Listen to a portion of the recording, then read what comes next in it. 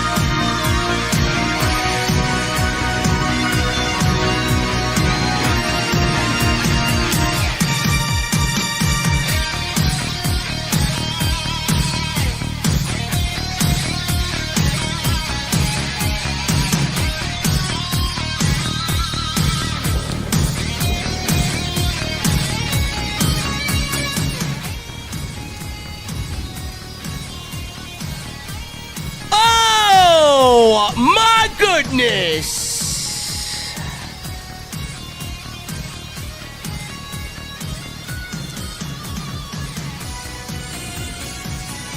I'm a little bit under the weather, guys. A little under the weather, man. This show didn't help me, by the way. I was hoping that this show maybe temporarily gave me some relief. And what do we get? We get Trevor cutting a terrible promo. And we have a 15-minute Wheeler Yuta match. It's great. It's exactly what I want. While I'm sitting here with a fucking 101 fever. AEW Revolution is this Sunday. I'm not sure you guys even know there's a pay-per-view, man. Everybody's still talking about the Elimination Chamber. Everybody's still talking about John Cena turning heel. How does AEW answer back? No story. Random 8-man tags. Scissors to the head. Wheeler Yuta. And MJF trying to set Adam Page on fire. Wow, man. Wow, man. I can't wait. I can't wait to talk about this with Jesse tonight, man. I got my hot tea. I got my hot tea. Jesse's got an old-fashioned. And I'm going to the venue. I ain't drinking with you guys tonight, but I'm going to ask it anyway. What the fuck are you guys drinking? I'll see you over there.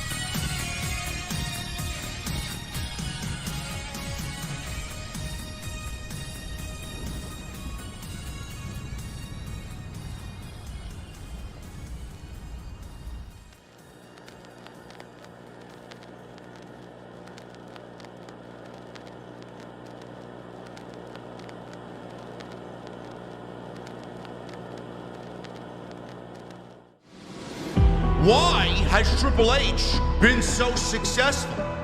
Why is Triple H running WWE better than Vince McMahon and Bruce Pritchard on Monday and Friday night? Long-term booking.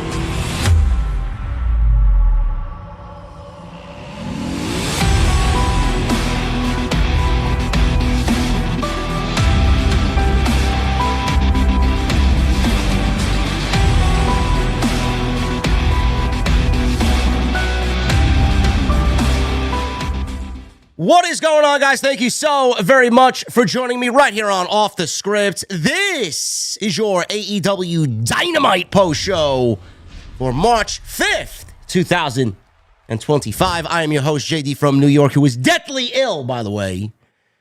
JD from New York, joined by the one and only, the resident Chi-Town Smark, Jesse. What is going on, brother? How you doing on this Wednesday night? Hi, guys. Hi, guys! How you doing? We didn't see him tonight, man. I know, man. It's crazy. Shit, it's kind of weird. It's kind of weird, man. You don't see Chris Jericho on TV, man. You think something's wrong, right?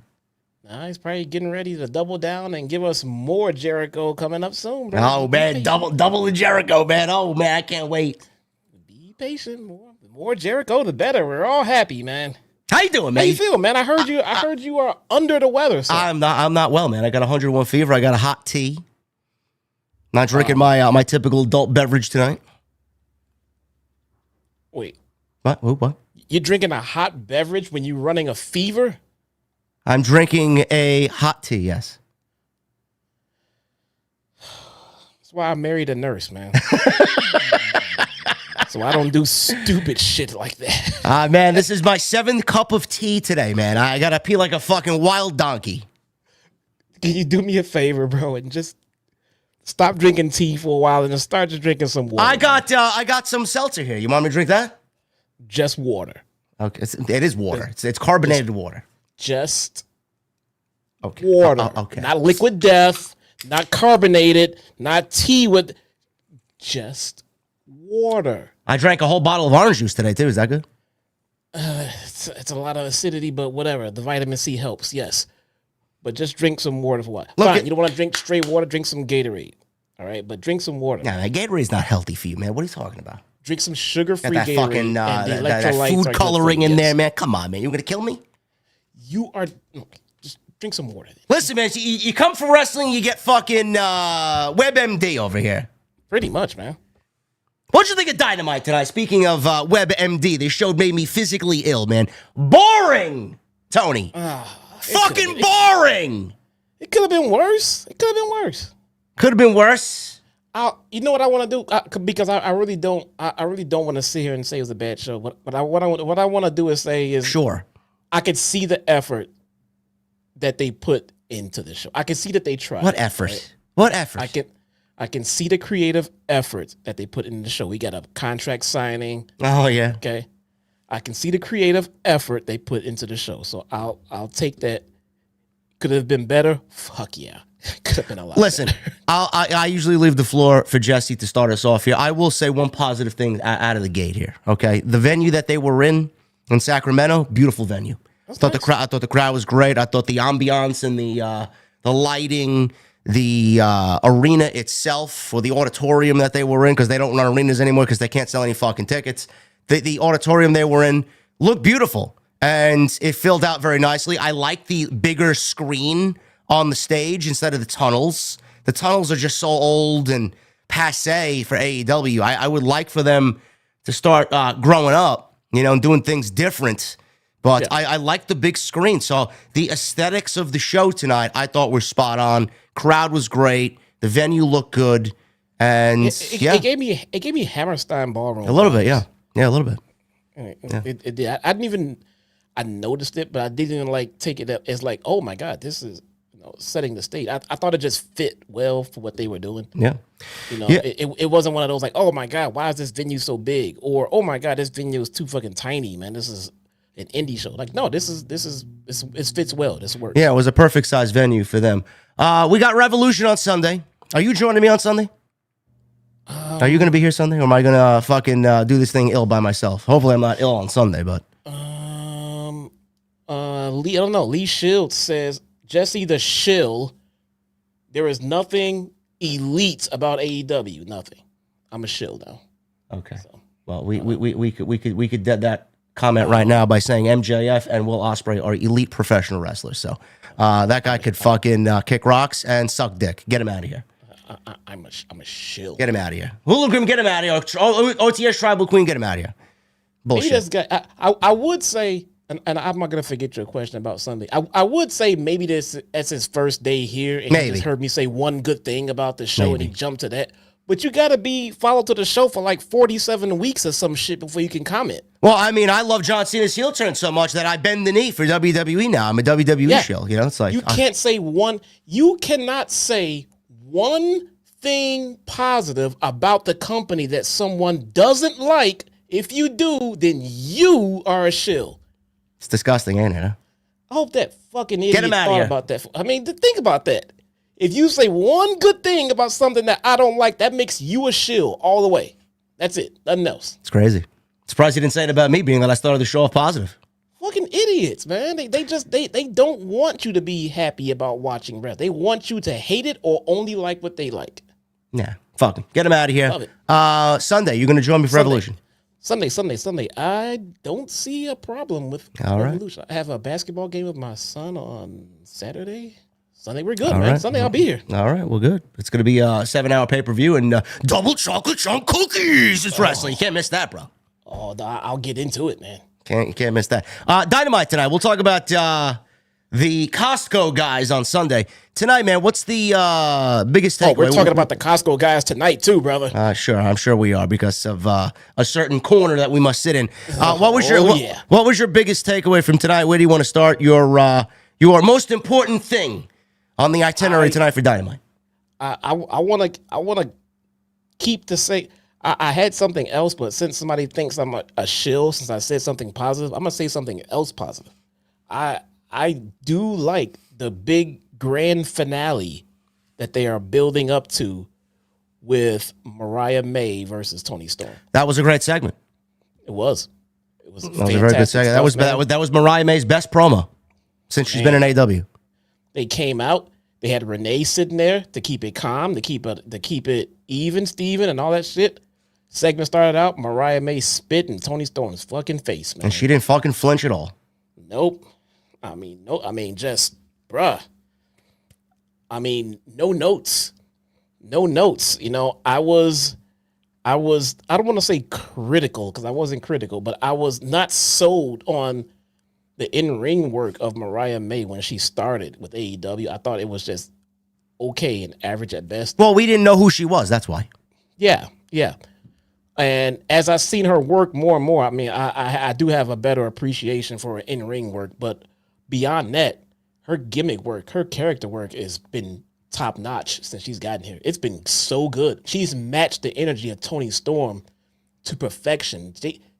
They have a candidate for feud of the year, 2025, man. Nah, I wouldn't go that far. In AEW, they're a candidate for. I didn't say they're going to win it.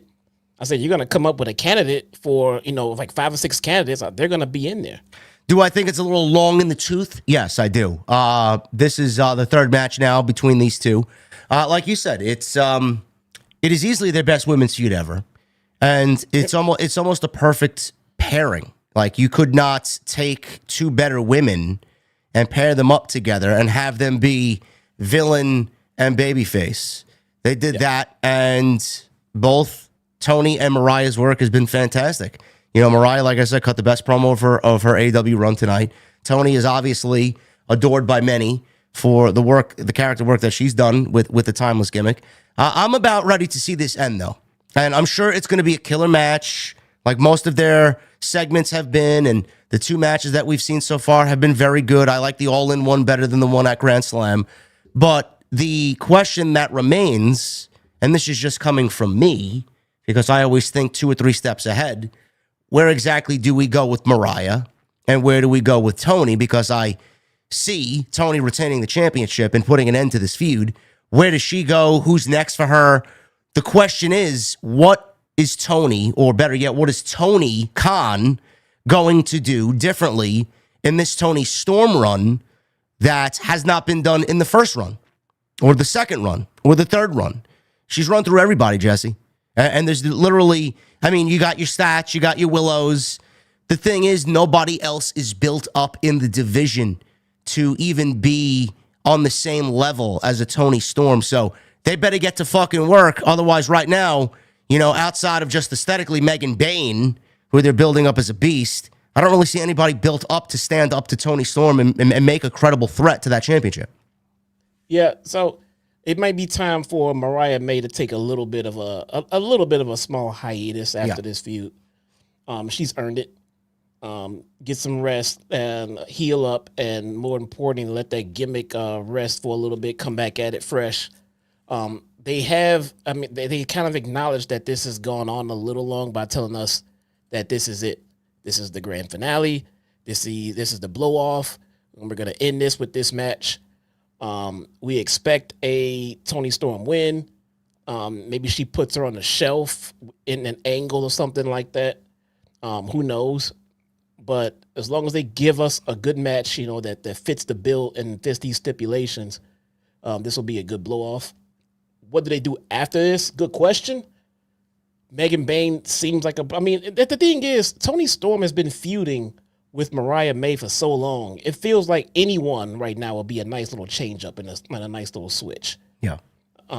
Mariah could definitely take a little time off and then come back fresh with another baby face. But where do they go from here? I think that's a good question, man. It's a good question. I don't think it's a totally messed up situation. I do think they can find something fresh to do with her right now. But for right now, it is a good question because she's killing it. I would hate to put her in a feud with someone who doesn't match that Mariah May energy when it comes to gimmick work. Well, the one woman that we all want to see fit that role, especially going into All In, the next big match, the next big feud.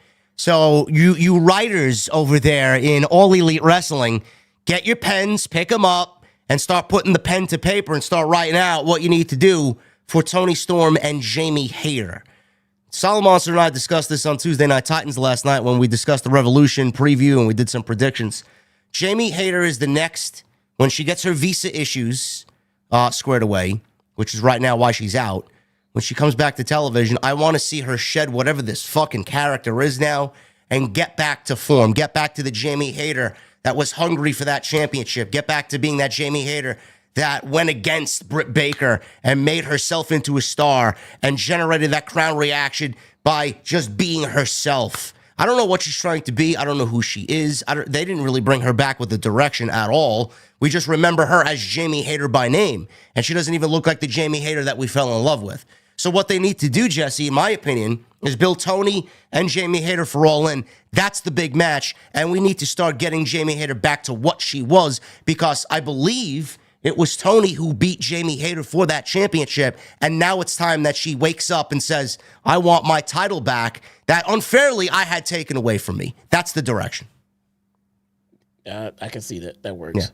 Yeah. That works. I mean, it has to be something. I mean, first off, is it even a guarantee she's going to get a new visa? I mean, with the current fucking climate, I mean, is it a sure thing? I don't know. Me either. Nonetheless, Jamie Hayter been buried for a reason, man. So I don't understand why, I don't know why all of a sudden she would be unburied and utilized correctly. Well, chat, you can't mention the name CM Punk in any light in AEW. Otherwise, you go straight to Guantanamo Bay. It's like playing Monopoly, bro. You go directly to jail. You go directly to Guantanamo Bay. That's the way it is. Probably. Got some more cases of that. Look like that. I don't know. You roll the dice, man. You get a little too risky. Straight to Guantanamo Bay, man. You mentioned Punk. You mentioned Cody. Can't do it. Yep. That's the way to go. Are we going to get it? Probably not. We talked about Mercedes as well. Mercedes just shows up now. She don't even wrestle on these shows. She just shows up and dances about. She's four belts money, and she's wrestling Momo on Sunday.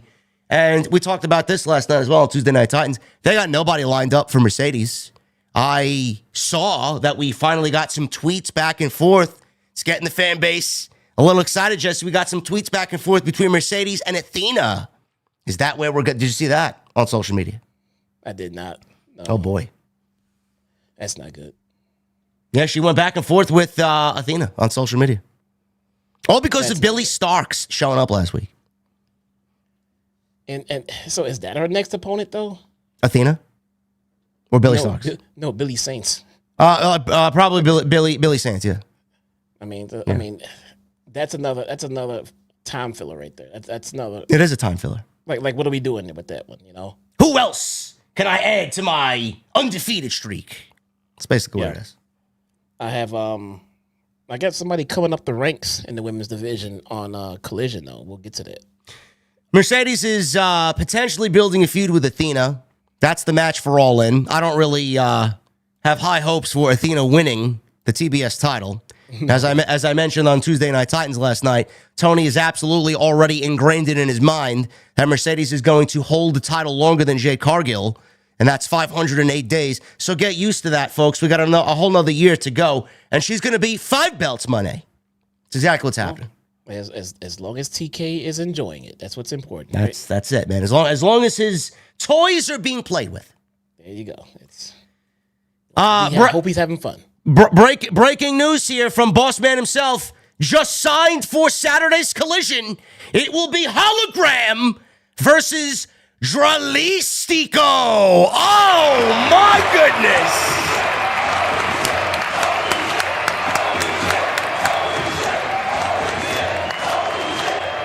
Wow.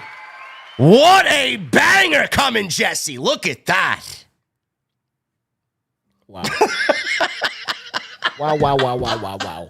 This man is already fucking sweating over here, man. I gotta watch this shit again on a Saturday night. What the fuck, man? Look, man. Launch a luchador division or a luchador show. Create a cruiserweight title, please. Please. Launch a luchador show. Put it on Fridays to replace Rampage. And put all your masked luchadors on one show so we can all collectively not watch them. You can enjoy them, TK. You can watch them every Friday night, but don't make us do it. Please. Yeah. I mean, that's the state of Collision on Saturday night, folks. Jesse watches it so you don't have to. What else happened tonight, man? What else you want to talk about? Anything else that was... jumping off the page at you? Swerve and Trevor. Who? I did enjoy Trevor? Oh, the guy that called me a dumbass today on social media. Okay. Yeah. Dumbass, keep up, man. What the jeez. They are doing it, all right? I'm feeling the feud. It doesn't feel forced. It feels like these two genuinely fucking hate each other. You know, I am enjoying that. I really wish Ricochet would just stop talking so much. He's awful. He's just genuinely awful, dude. Like I get he's trying to be like a fucking. He's like a gnat on a 4th of July barbecue, bro. And it just doesn't go away. You know, he's just pesky. I get that the gimmick is supposed to be annoying. I understand that. I'm not being worked by the gimmick. I think that his mic work is bringing down what he is actually doing well, which is in this heel run. I mean, I think Swerve and Nana are doing a fantastic job working with Ricochet in this heel gimmick of his, and he does come off like an insufferable prick.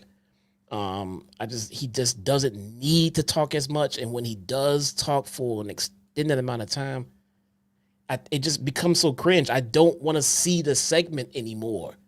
You know, it's not about, oh, this guy's a prick. MJF is a fucking prick. This guy's a fucking prick. When he talks, he makes you just want to punch him in the fucking mouth. I don't want him to go away. I want him to stay on my fucking TV and be a prick and get his ass kicked.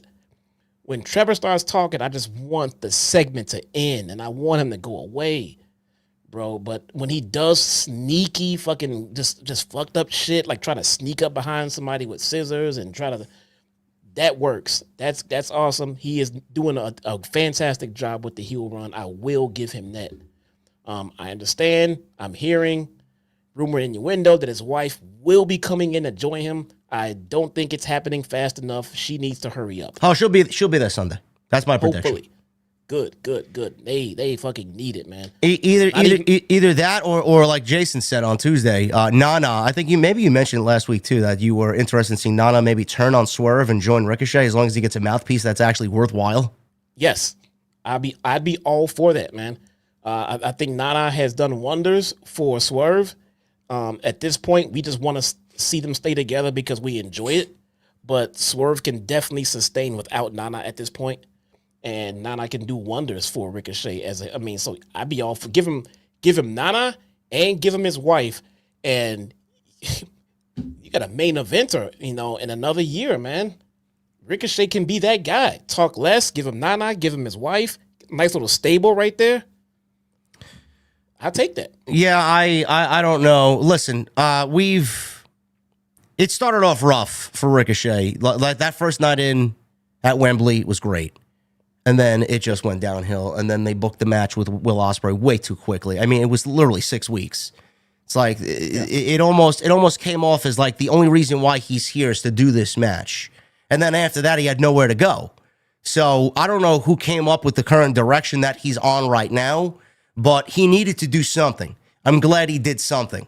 Is it the best thing that I've seen on AEW television? No, but he needed to do something to stand out from everybody else on that roster that is basically doing everything he does and is a better talker than he is. So I give him credit for changing shit up in a promotion that has 1,000 ricochets. The thing is, every time he speaks, and I said this on social media, Swerve is believable when he speaks. Swerve gets angry, you believe the anger, it resonates. And I think a lot of that comes from what we've seen and the whole Page feud, the back and forth with them, and the violence that was there. We know Swerve has that within him, and we know Swerve can sell a story and an angle and a feud on physicality and a promo. Ricochet, I cannot sit here and believe a fucking word out of his mouth. I get what Jesse's saying. Yes, it is the gimmick, and we're not being worked by it. It just fucking sucks. His promo sucks. I don't believe a fucking word out of his mouth. I don't get invested in what he's saying. It almost would be better if he doesn't say anything at all. And hopefully, Nana, I can't really see it. I don't think I'm ready to see it. But it all goes back to the same thing that we said about the Acclaim, the scissoring thing and Scissor Me Daddy. That died. That got old. Yeah. They killed that. So why not kill the fucking dancing? Does Swerve need Nana? Probably not. But Nana could do a world of wonders for Ricochet. I don't think personally I'm ready to see that. Now you bring in Samantha and that dynamic. She's instantly going to be more over than he is. So is it going to work in the way that they want? I mean, it's a crapshoot. We'll find out on Sunday if that's the direction that they go. But if she does the brunt of the talking for him as his manager or valet, I mean, then the sky's the limit. So the heat that they could generate would be fucking great. And I want to see something change in that aspect, Jesse, that dynamic, because the promo work, the mic work is just not working for him. Yeah. And I want to be clear on this too. We want to see Samantha Irvin come in and see her work with him, but we're not sitting here saying that when that happens, that's going to work and we're going to love it. All we're saying is that we need to try something else because this ain't it. This is not it. We could bring in Samantha, try to use her as a mouthpiece, and it might not work out either. But you got to try it. You got to try something. We don't know how great she would be in a promo situation and things like that. We just know she's a fantastic ring announcer. Maybe she doesn't have the chops to sell a gimmick or a storyline. Well, who knows? She was never given the opportunity. Exactly. Let's find out together because we do know what's not working, and that's this shit right here. So let's try it. Imagine her being Ricochet's personal ring announcer like Ricardo Rodriguez for Alberto Del Rio. Yeah, exactly. I mean, it might be a tough sell to the crowd. I mean, already I can't see the fans wanting to boo Samantha fucking Irving. You know what I'm saying? That's why I introduced a more of a Macho Man / Elizabeth type relationship where Ricochet gets to be a dick and kind of just be a dick to Samantha while she is the lovable babyface who's going to stick by her husband. I think that kind of dynamic in 2025 will be, I think that'd be a fresh look. I kind of want to see it go that way, to be honest. We'll see. I'm predicting she shows up on Sunday, and I think that she is the way that Ricochet gets the victory over Swerve Strickland. So we'll see what happens there as they battle over the Nana jacket, the embassy jacket. We're going to get into the rest of this Dynamite review. We have the Revolution show on Sunday. We'll break down this go-home show like we usually do on this Wednesday night right here on OTS. I appreciate you guys joining me and Jesse on this Wednesday. And I apologize in advance if I sound like shit. I don't sound like myself. But we will power through this. And if you guys want to show any type of support whatsoever, I would greatly appreciate that. You got Super Chats. You could get them on in. Make sure you guys hit the thumbs up. Let's try for 1,000 likes tonight on OTS on this Dynamite post. Make sure you guys leave a comment down below. If you guys are watching us after the fact, once this publishes to YouTube, make sure you guys leave a comment down below. Everything helps us out in the algorithm. Follow me on social media at JD from NY206. Social media is X, Instagram, TikTok, Cameo, Make sure you guys go do that. Go follow Jesse on X at ChyTownSmart. Go follow him on YouTube as well, as I linked his channel down below in the description. Please go and subscribe over there. How close are we to 10,000, Jesse? We are not close enough. Not close enough. We are, but we'll get there. We'll get there. Sometimes it's a marathon and not a sprint. I agree. But everyone who has subscribed this week, I thank you so much. We have Revolution coming up this weekend. Should be a good show. Yeah, your boy is gonna be. I'm gonna be in for a long day on Sunday because I'll be doing the watch along, and then I'll be right here after it. So I'm gonna be in for one, man, and I'm here for it. I can't wait, brother. There you go, man. It's the life of a content creator. You gotta sacrifice and work those long hours, man, to get ahead. Ooh, man, it feels so good. Let me tell you. If you guys missed any of the content on this channel, man, we were live on Monday for a unbelievable Monday Night Raw. We did over 50,000 views on Monday. Make sure you guys go watch the Chamber review. We did over 115,000 views and nearing 6,000 likes on that, man. The #1 stream in the entire wrestling community. Easily. So when anybody says, "Oh, JD, his numbers are down bad without AEW," yeah, sure thing, man. Sure thing. Maybe you're fucking blind as a bat. I don't know. But thank you for all the support, man. Unbelievable weekend. Jason and I killed it on TNT last night. We dissected John Cena's heel turn better than anybody. Go check that out, episode 85. We're nearing 100 episodes on Tuesday Night Titans. And I might have to change the date if he's watching. Sorry, Jose. I might have to change the date. I didn't realize I got something going on the 20th. But within the next couple of weeks, I can officially announce it right now because we got everything scheduled. I will be, and Jason will be, the Titans will be interviewing Jose the Assistant, ex-AEW manager of Andrade and Penta. We're going to get Jose on the podcast, and we're going to interview him and kind of uncover what really happens backstage in AEW, give you a glimpse of who Jose is, what he's about. Some of you guys might not even know he's a professional wrestler.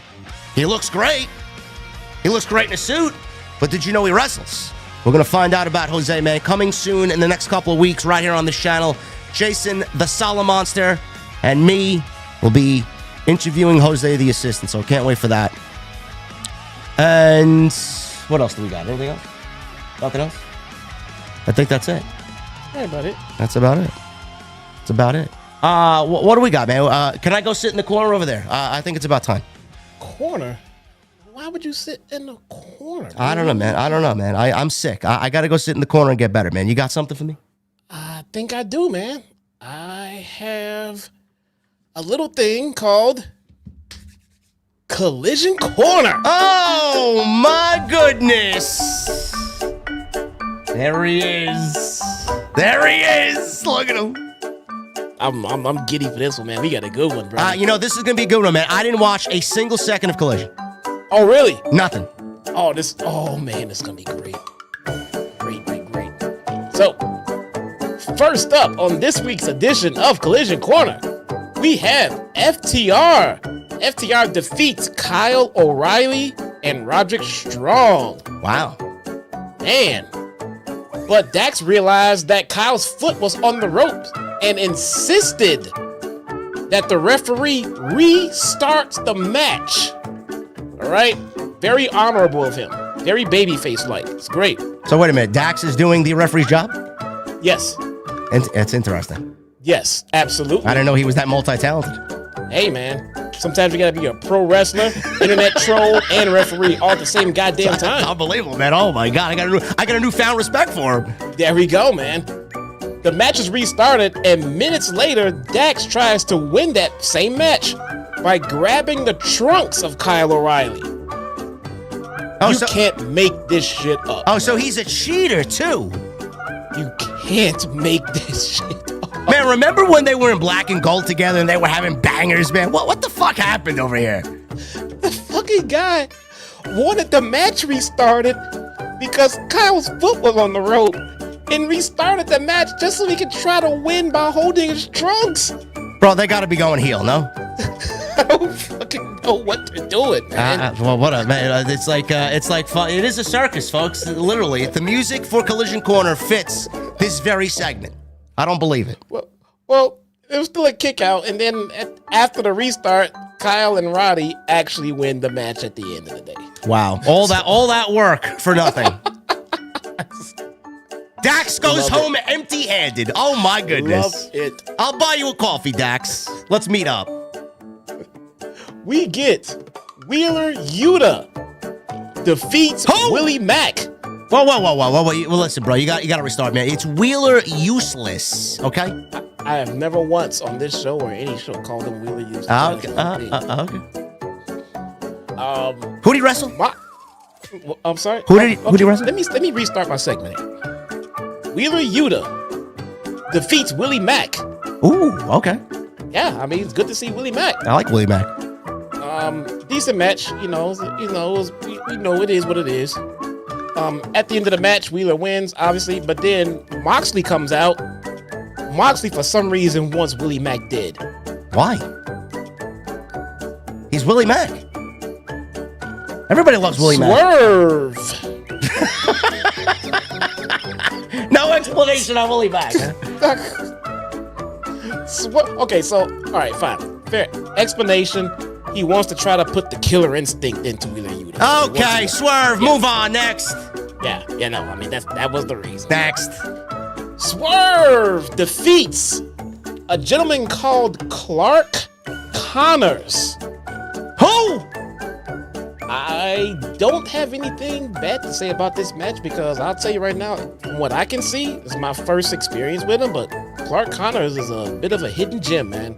Wow, man, John Cena's going heel on Saturday night. Kevin Owens and Sami Zayn are killing each other, and we get Clark Connors on Saturday Night Collision. Clark Connors. Crazy. Again, might be a little bit of a hidden gem. I remember a long time ago, I witnessed one Konosuke Takeshita on Dark. And then you came to me and said, how come you didn't tell me about this guy? How great he is. Okay. I'll give you that one. Connors. I'll give you Clark that. Connors, man. I don't know if they're gonna sign him, get him full time from New Japan or whatever. Of course they are. I like this guy. Seems pretty cool, man. All right. Shane Taylor Promotions. Oh God. What? They live on Saturday nights, man. They love Saturday Night Collision. They are definitely colliders. Shane Taylor Promotions. Some guys in a match that made me wonder, why does Shane Taylor have his own faction? Are you asking me that question? Basically, no clue. They beat some jobbers. But my whole takeaway was, why does Shane Taylor have his own goddamn faction? They should be lucky they have jobs. I mean, oh my God. I don't understand why Shane Taylor Promotions I don't get it. Nonetheless, Danny Garcia versus Adam Cole for the TNT title Oh my God. ends in a no contest due to interference from Shane Taylor Promotions. Bro, the downfall of Adam Cole needs to be studied in universities across the United States, bro. I don't know what the fuck they're doing. It ended in no contest due to interference from Shane Taylor Promotions, which led me to wonder, how has Adam Cole been in this company for almost 4 years and never had a singles title? Also, why does Shane Taylor have his own goddamn faction? That is an unbelievable statistic. I did not know that. Not one singles title at all? He can't even beat Danny Garcia? Bro, I didn't even realize he has not held singles gold. He has not held a singles title in AEW. Commentary made that abundantly clear. That made me stop and think too. Like, holy shit, he's been there he has never had a singles title. Well, I'll tell you right now, he shouldn't win the TNT title, seeing that Tony hasn't done anything with Danny Garcia or that title. Oh my God, man. What the hell? It's like a curse. So, we move on. Earlier in the evening, Johnny TV knocked highlighted here. He knocked a double chocolate chunk cookie out of the hands of Big Boom AJ. Wow. Okay? Wow. Okay. All right. That happened. And when he did that, he challenged him to a trios match. All right. With, Johnny TV and MXM. He challenged AJ Boom. Now, That was earlier in the evening. Now, Big Justice finds Orange Cassidy and says, wow, we have 3 for our trios match, all right? And AJ says that Big Justice will be AEW champion one day.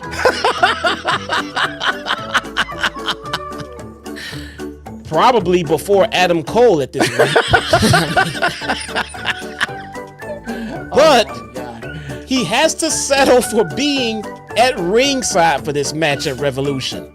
In comes Mark Briscoe, and the match is official. I've dubbed it the bathroom beach break match. Bro, this sounds fucking terrible. I'm sorry you had to watch this. So wait, let me ask you a question before we get into the actual review. I hope this was not the main event. Bro, I have more. I don't believe it. Bro, listen.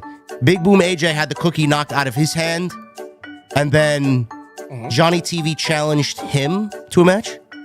Johnny TV came in, knocked that cookie out of his hand like, psh. Now, let's have a match. Does he not like does he not like Costco cookies? Does he prefer Oreo?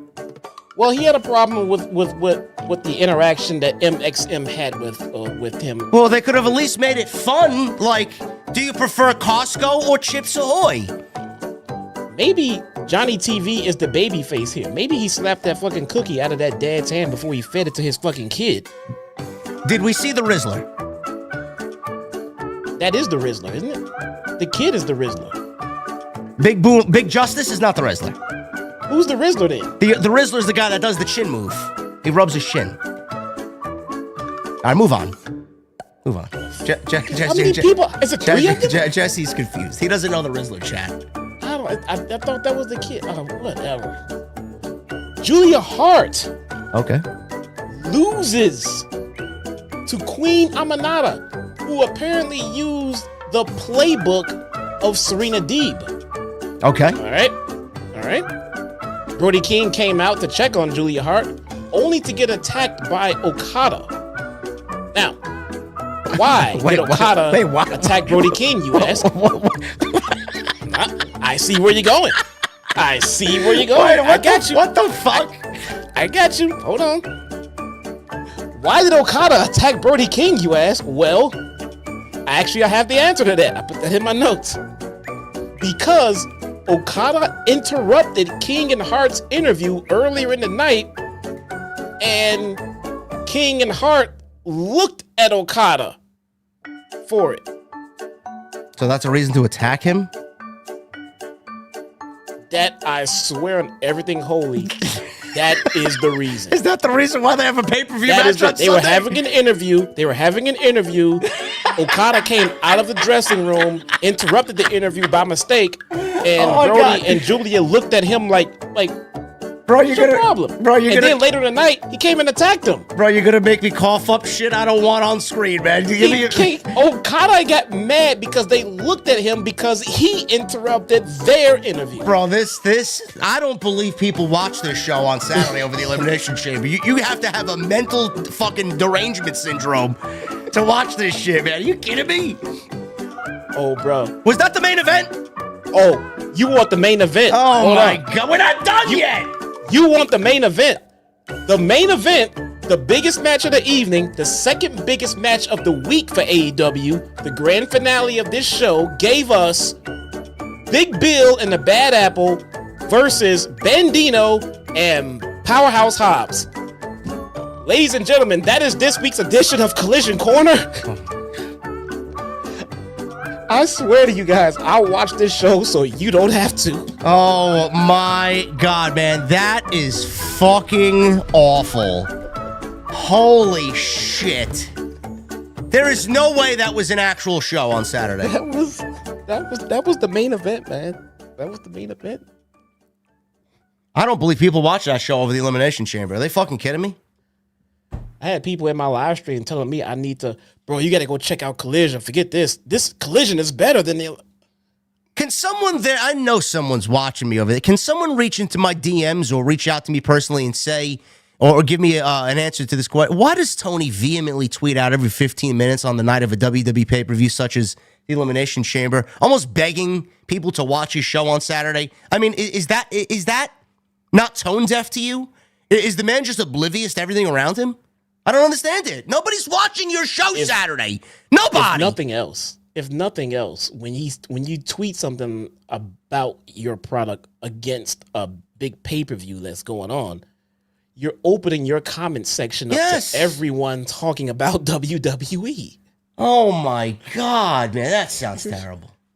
I'm sorry. I actually feel sorry for this guy. I feel sorry for you for watching it, bro. I thought when they said this was the main event, I swear to you, I stopped and I went back on my DVR timeline and I thought like I missed something, like because they said what the match was. Like, this is not a main event. This is not a dark main event. I don't know what this is. Like, what is this? I don't know how Max could be happy with them. Speaking of streaming distributors, we got news here. Major news today that AEW partners with Amazon on a new pay-per-view distribution deal. AEW pay-per-views will not be included with your Amazon Prime membership, but you can now purchase AEW events on the Prime platform, which makes me wonder why this is even a fucking thing. So AEW can now pay more for. I mean, yes, what? Yes, you can now pay more. AEW and Amazon today announced that starting with Revolution this Sunday. Not Max, by the way, because they're going to give you another fucking lame excuse as to why they can't do it. AEW pay-per-views will be available on Amazon Prime video streaming service in the United States, Canada, and the United Kingdom.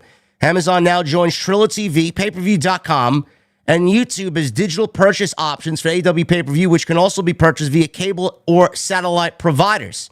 AEW events will be coming to Max, nobody knows when though, which simulcast Dynamite and Collision, as well as hosting most of the AEW library, but details haven't been announced yet.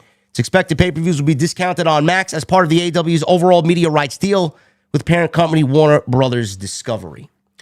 Jesse, why is this confusing? Or I guess I'll leave it to you first before I give my thoughts on it. Why is this such a non-factor? You know, why does this make sense to AEW? I don't really understand this, because if you own Amazon Prime and Amazon Prime Video, sure. But then you got AEW pay-per-views there. Why wouldn't you just order it anywhere? Why are you going to order on Amazon Prime and then obviously get nothing back in return for it? There's no discounts. There's no discount on your purchase. There's nothing. Why is this a thing? I don't know, man. You know, if it'd be one thing that if it was included in your Amazon Prime package, it's not, or your home video package, Amazon Home Video, it's not. Now, we talked about this off air for a little bit. What I don't understand is why, again, like everyone, why don't you just put it on Max? I'm sure that the answer is money. All right. How about money? What about the money? I don't know. I'm not in that business. I'm assuming it's because they're not bringing in enough viewers to Max to have Max say, hey, we need you to pay us X amount of money to run this pay-per-view on your channel. Because that's what's going on. That's what happens on Peacock with WWE. WWE brings an assload of viewers to Peacock to watch their pay-per-view. So if NBC pays WWE to run their pay-per-view on Peacock, then yes, they're bringing in more subscribers, they're getting more viewers, and it's beneficial. But I'm under the assumption that AEW is not bringing in enough viewers to Max to have Max pay them to run the pay-per-view free to their subscribers. So that being said, I don't see the big deal in putting it on Amazon, because if I got to pay Amazon $50, or if I got to pay Triller $50, or if I got to pay YouTube $50, who gives a shit who gets my $50? I still have to pay $50 for the pay-per-view. It's great. You have it on Amazon. You could announce tomorrow that I can get this pay-per-view on Showtime. $50. Great. You can get it on Netflix. $50. Great. Who gives a shit? It's not discounted. It's not free with subscription. It's nothing is different. So I don't understand what the big fucking deal. It can be on Bleacher Report. What the fuck ever. It's still $50. Sounds like this is not breaking news. I agree with you. I don't think AEW is even bringing in fucking anywhere close to what they thought they would be bringing in on Max, which is why we haven't gotten the pay-per-views there. And it's a reason why we haven't released the numbers yet. We haven't gotten a glimpse into the release of the numbers and the ratings and the people that are over there watching Collision and Dynamite on a weekly basis. There's a reason why they don't release the numbers. Tony is an analytical person. If the numbers were great, And the numbers were they would be all over social media. So yes. You're talking to someone that's been doing this for a very long time, man. I had to sit through the garbage that Vince gave us, man. Tony's doing the same thing. They don't want you to know anything, but when they want you to know it and it's great, they'll fucking blast it. When they have nothing going right for them, you won't hear a fucking word from them. So that's the way that is. I do agree with that point. The thing is with this, I feel like Amazon got fucking suckered by Tony Khan. That's the way I feel. One of two things is happening here. One, I have a feeling that this is probably going to be where Shockwave ends up. I think this, if Shockwave is still a thing, I know people haven't talked about it. I'm mentioning it here. If Shockwave is a thing, Amazon Prime is probably going to be the home for Shockwave. That's number one. Number two, what is Shockwave supposed to be? Their third show. Okay. Yeah, it's supposed to be like remember the show that they were supposed to be bringing to Fox that Swerve Rampage? Basically. It's basically what it's going to rename Rampage. It's going to be a 1 hour show. I do believe that Amazon Prime could be the home for Shockwave. Or Amazon Prime, when this Warner Brothers fucking deal runs dry and they both get sick of each other and Warner gets sick of Tony Khan, I do feel that Tony is setting up his prospects for the future. And when Tony needs a new TV deal, he's got Amazon buddy with Amazon Prime. So it is definitely a strategic move for Tony Khan. And I do agree with Jesse that I do feel the Max numbers are not anywhere where they are supposed to be, which is why we haven't gotten the pay-per-views on Max. Everybody's saying, oh, it's a logistics thing, it's this and that, and blah, blah, blah. Give me a fucking break. It's always about money, like Jesse said. And I don't believe it's about logistics and taking this and that, and they can't do it. They don't have the resources to do. Give me a fucking break. They stream the show every fucking week for 2 hours. You can't stream pay-per-view for 4 hours every fucking month? Yeah, Give me a break. They absolutely can. This is not a bargain basement fucking company. Don't they stream HBO sports? Cinemax, bro. No. Don't they stream sports every week? Yeah, they have BR. They have BR Live Sports on their fucking app. So what's the problem? Live sports, soccer. They have sports there. What's the problem? Isn't HBO Cinemax? Isn't this where the boxing shit ends up? Right? Yeah, I believe. Yeah, I think they have boxing events there too. What's the problem? I don't know if they have pay-per-views on Max though. That's the thing. I don't think Max has pay-per-views. They have their boxing matchups and shit like that. And if you're a subscriber, you get them. But I don't know if Max is set up to charge people $50 for a pay-per-view or not. That I'm not sure about.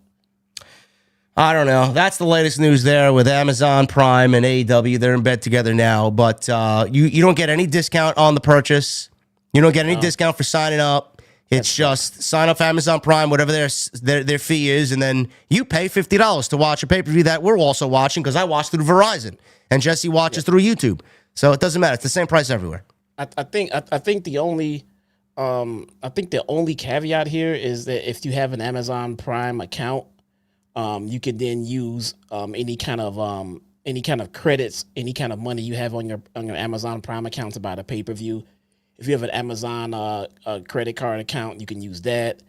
If you get funds on your account, some people refund shit. If you get $100 in refund credit to your account, you could probably use that to buy the pay-per-view. But either way, you're still paying for it. So I don't get how this is breaking news. Breaking news would be it's on Amazon Prime, and if you're a subscriber, you get it for free. Great. Perfect. Fantastic. Sign me up. Hell, I would pay an additional, bro. I would pay an additional $10 a month to Amazon to get a monthly AEW pay-per-view. That's not a bad fucking deal. No, sounds good. It's not bad at all, man. But to pay $50 per shot is getting kind of taxing, man. It is. So that deal with Max and the streaming of their pay-per-views on Max can't come soon enough.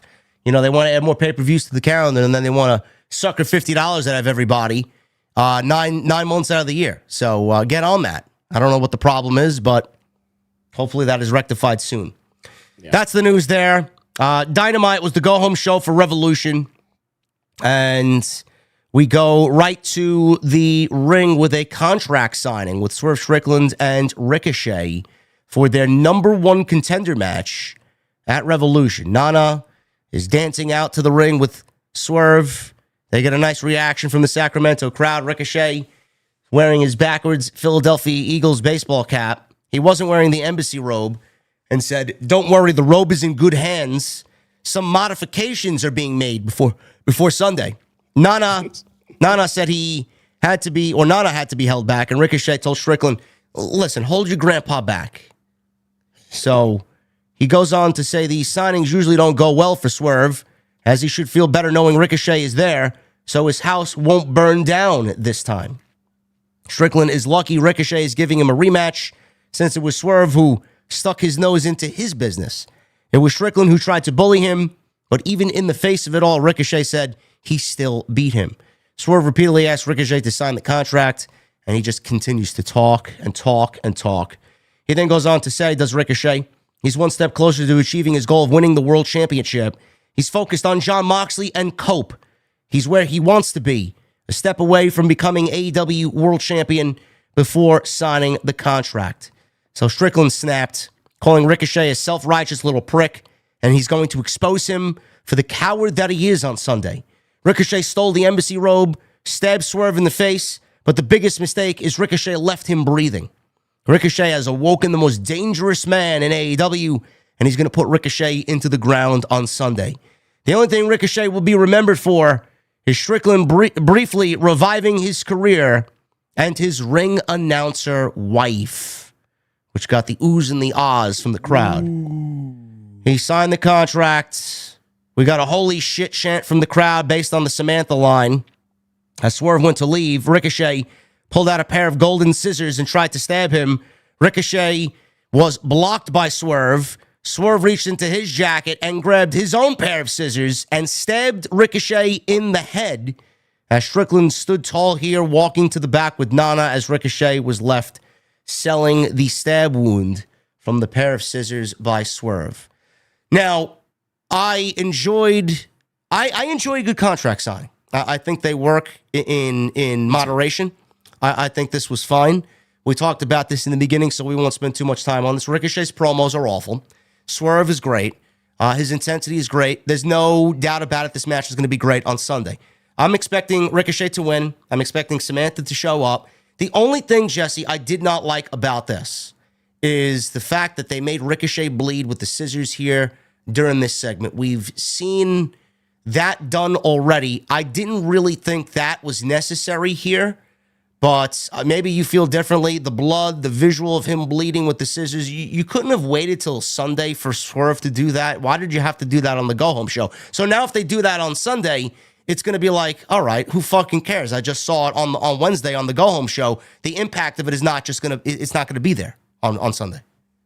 So I think this goes back to what I said at the opening of the show, where it's like, I think they you could tell that they tried creatively to just garner, just generate a little bit more interest here and there and things like that. And, you know, you might think that this was unnecessary, this and that. But again, at the same time, I mean, it's literally a blood feud, go home show. They're just trying to get a little bit more interest into the match going into. And it's not, again, was it the best way to do the segment? I mean, I don't know, probably not, I guess. But it didn't kill the show. It wasn't terrible. It wasn't like so bad that it made, you know what I'm saying? It wasn't that bad. You know, it could have been better, but I could appreciate the effort. They gave us a little bit of substance to it. I could see how some might have liked it. I could see your point. I could see how some might not have liked it, but I don't think it was a deal breaker in any way. You know, I mean, it was fine to me. It was okay. Yeah, this wasn't bad. I just didn't like the stabbing of Ricochet and the blood. Save that shit for Sunday. That's what you're paying for. That's what you're paying premium price for. You don't need to go violence and hardcore all the time. You know, story is key, and sometimes you don't need to do that type of thing to get the story across and really make an impact as far as the story. So that's the way I felt about it. That's what I took away from it. But I'm looking forward to that match on Sunday. And I do think Samantha is going to be there, like I said twice already.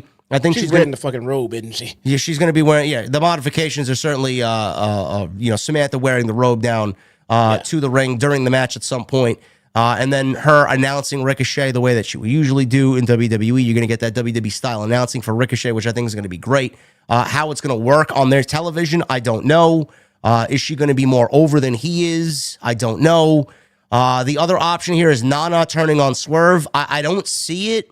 I don't think I would mind it so much because I don't think Swerve at this point needs Nana, but there's such an OG act. I don't really want to see them go away because of a fucking robe. You know, there's got to be something a little bit more substantial. There's something a little bit more, you know, I would say vile or just, you know, what's the right word? Something a little bit more prominent instead of a fucking robe for Nana to leave I see Swerve. what you're saying. Yeah, I see what you're saying, but I think the goal here is to sell how important that robe is to Nana and his culture. To us, it's just like, this is just a fucking robe. Who gives a shit? But to Nana, it's more than just that. Bro, Mike 43 said that she's gonna be wearing nothing under that robe. Bro, what the fuck is wrong with your audience, man? I don't think anybody's gonna mind that. I mean, come on. That is just, I wouldn't mind it. That's okay. I'm surprised Tony Brown didn't make that comment. I mean, we make that guy a VIP. He's already a VIP. Okay. He's already a VIP, yeah. Good. You know, I think they're trying to, you know, there's no title on the line here. They do have animosity. It is literally a blood feud. And I think the robe does add a little bit of a physical presence to, you know, a physical on the line presence to the match because there's no title on the line. I don't mind it, to be honest. It's not the worst thing ever. They just needed to sell to us how important that robe is to Nana. And it was so important, he told his main man, his number one guy, hey, if you can't honor my fucking legacy and get my fucking robe back, man, I'm out. That's important. That means it means a lot to him, man. And then Swerve came out and said, hey, first thing he mentioned, you got my guy's robe, I'm gonna need them shits back. He made that was the first thing he mentioned. That was how important it is to Nana. I like the attention to detail on that one. You know, then he brought up the other stuff that he didn't like about Ricochet. But the first and foremost is you got my man's fucking robe, and I'm gonna need that shit back. We'll see what happens on Sunday. I'm expecting a good match. Now, if Ricochet wins, he's the number one contender. He ain't winning the world championship. Do we get Ricochet Cope, or do we get Ricochet Moxley? Ricochet Cope makes more sense, but we know Copeland's not winning that fucking title, man. Neither is Ricochet. Neither is Ricochet. If Swerve wins, and Swerve is the number one contender, which a lot of people would like to see that happen, does he wrestle Copeland or does he wrestle Moxley? Or does he wrestle Christian at Dynasty? You get Swerve and Moxley, and then you can sprinkle in a little bit of Christian Cage in there. I don't know. I would like them to sell that contract a little bit more to us, though. Christian Cage is like sparingly on TV for some reason. He's a very important factor to that world title, man. He is. We haven't seen him. Yeah, he used to be on TV more. If Swerve wins and he's the number one contender, I see Swerve aligning with the Hurt Business or the Hurt Syndicate to battle the Death Riders. I've been going with that narrative for months now. Ever since they dropped the feud between him and Lashley. If Ricochet wins, I don't really know where that match comes. Who would be interested in that? It's just going to be Moxley going over Ricochet in whatever sense. It doesn't make any sense at all. But I don't know who would be interested in that. I don't think any of these guys are going to be factored into a world championship coming out of this. So I don't even know. Will they have to? I know. They will. They have to because it's the stipulation. I just don't see neither of them winning a championship right now. Oh yeah. Well, it might not seem like it's in the plans, but if they are going to abandon this Death Riders gimmick, if they're gonna take a hard turn, if they're gonna pivot and do it at some point, you're gonna pull the trigger on someone that you might not have intended to pull the trigger on. You might have to go ahead and do it. Otherwise, it's let it ride out. They can't get rid of this Death Riders angle, and then I don't see anybody winning this title. Something has to fucking give. Copeland's going to beat Moxley. Copeland's going to be the world champion for about 5 minutes. Christian's going to cash in, and Jay White is going to turn on Copeland and cost Copeland the championship, which allows Christian to cash in. That's my prediction. So Christian cashes in on Copeland? Yes. Because of Jay White? Yes. Because I do think that Copeland and Christian are going to battle one-on-one at All In. And then we have Copeland chasing. Yeah. But then But now where does Jay White factor in? Because Jay White is now in the face of Copeland because he cost him the title. But now we're looking to chase. So does he start with Jay White and then go? And they go to Christian, yeah. Okay, all right. I don't hate it. You know, I was thinking, we're in year 5 in AEW, and Revolution is being main evented by Dean Ambrose and Edge. Does anybody have a problem with that? Or am I the only one that thinks of these things? I mean, is that where we all expect it to be in 2025? Dean Ambrose and Edge? When you put it that way. you get a top free agent on the market, what do? Not sign them? Not everybody. So do you sign them? Do you not push them? You know, a lot of people think that this is like managing a baseball team. The Dodgers signed everybody under the fucking sun and they won a world championship. AEW signed everybody, and where the fuck are they? They're drawing 280,000 people on Saturday night for Collision. They're drawing less than 600,000 on Wednesdays on their A show. So, I mean, did they put together a dynasty, a fucking LA Dodger-like dynasty? Or are they just fucking completely incompetent to write a good pro wrestling show with logical story? Which is it? Well, I mean, you picked a team that succeeded. How about a team that picked up a bunch of big ticket guys and still lost? And it's not the fault of the players, it's the fault of management. You could go that way too. I think it'd be a little bit more equivalent to that. There's nothing wrong with the talent that was picked up by AEW. It's phenomenal fucking talent, man. They're just in a system that is not built to do things correctly for wrestling television. Well, I mean, that very nicely. I mean, everybody there vehemently fucking waves their flags and pulls out their swords anytime you say anything negative about the company. So, is it really management, or do they agree with management? Yeah. Because everybody knows this shit sucks. Well, I mean, what happens to you when you start waving a flag that is not a flag that is supposed to be waved by the AEW company standards? You are in catering. You are in, what do you call it? Guantanamo Bay. Guantanamo Bay. That's an Eric Bischoff quote, by the way. You have the people who do what they're told and they get on TV, and then you have the people who don't like it and are vocal and they're not on TV at all. I mean, then you complain about the people who are not on TV that should be, but the people who are on TV are waving the company flag. I mean, you know, it all falls back on management, man. Every time. Not the talent. The talent is great. The talent can work. You give the talent something they can do, something they can sink their teeth into, they're going to provide for you. You have a phenomenal fucking roster. But you have to have good creative, man. You have to. Which right now they don't. As referenced by this match. Big 8-man tag team match. Will Ospreay, Orange Cassidy, Mark Briscoe, Power. Remember when Orange Cassidy was fighting for the honor of AEW? What happened to that? He just seemingly judged, yeah, whatever, man. It's not my fight anymore. The honor's fine. Where's the Dark Order? I don't know. What happened to Danny Garcia and Private Party? What about those guys? Private Party? Buried. They're not sitting VIP, I'll tell you that. They could sit VIP with me here in the venue, but... no, the Private Party is outside in the cold, waiting on line, while other people just walk straight into the fucking bar. That's exactly what they're doing. They'll be at House of Glory on March 15th, though.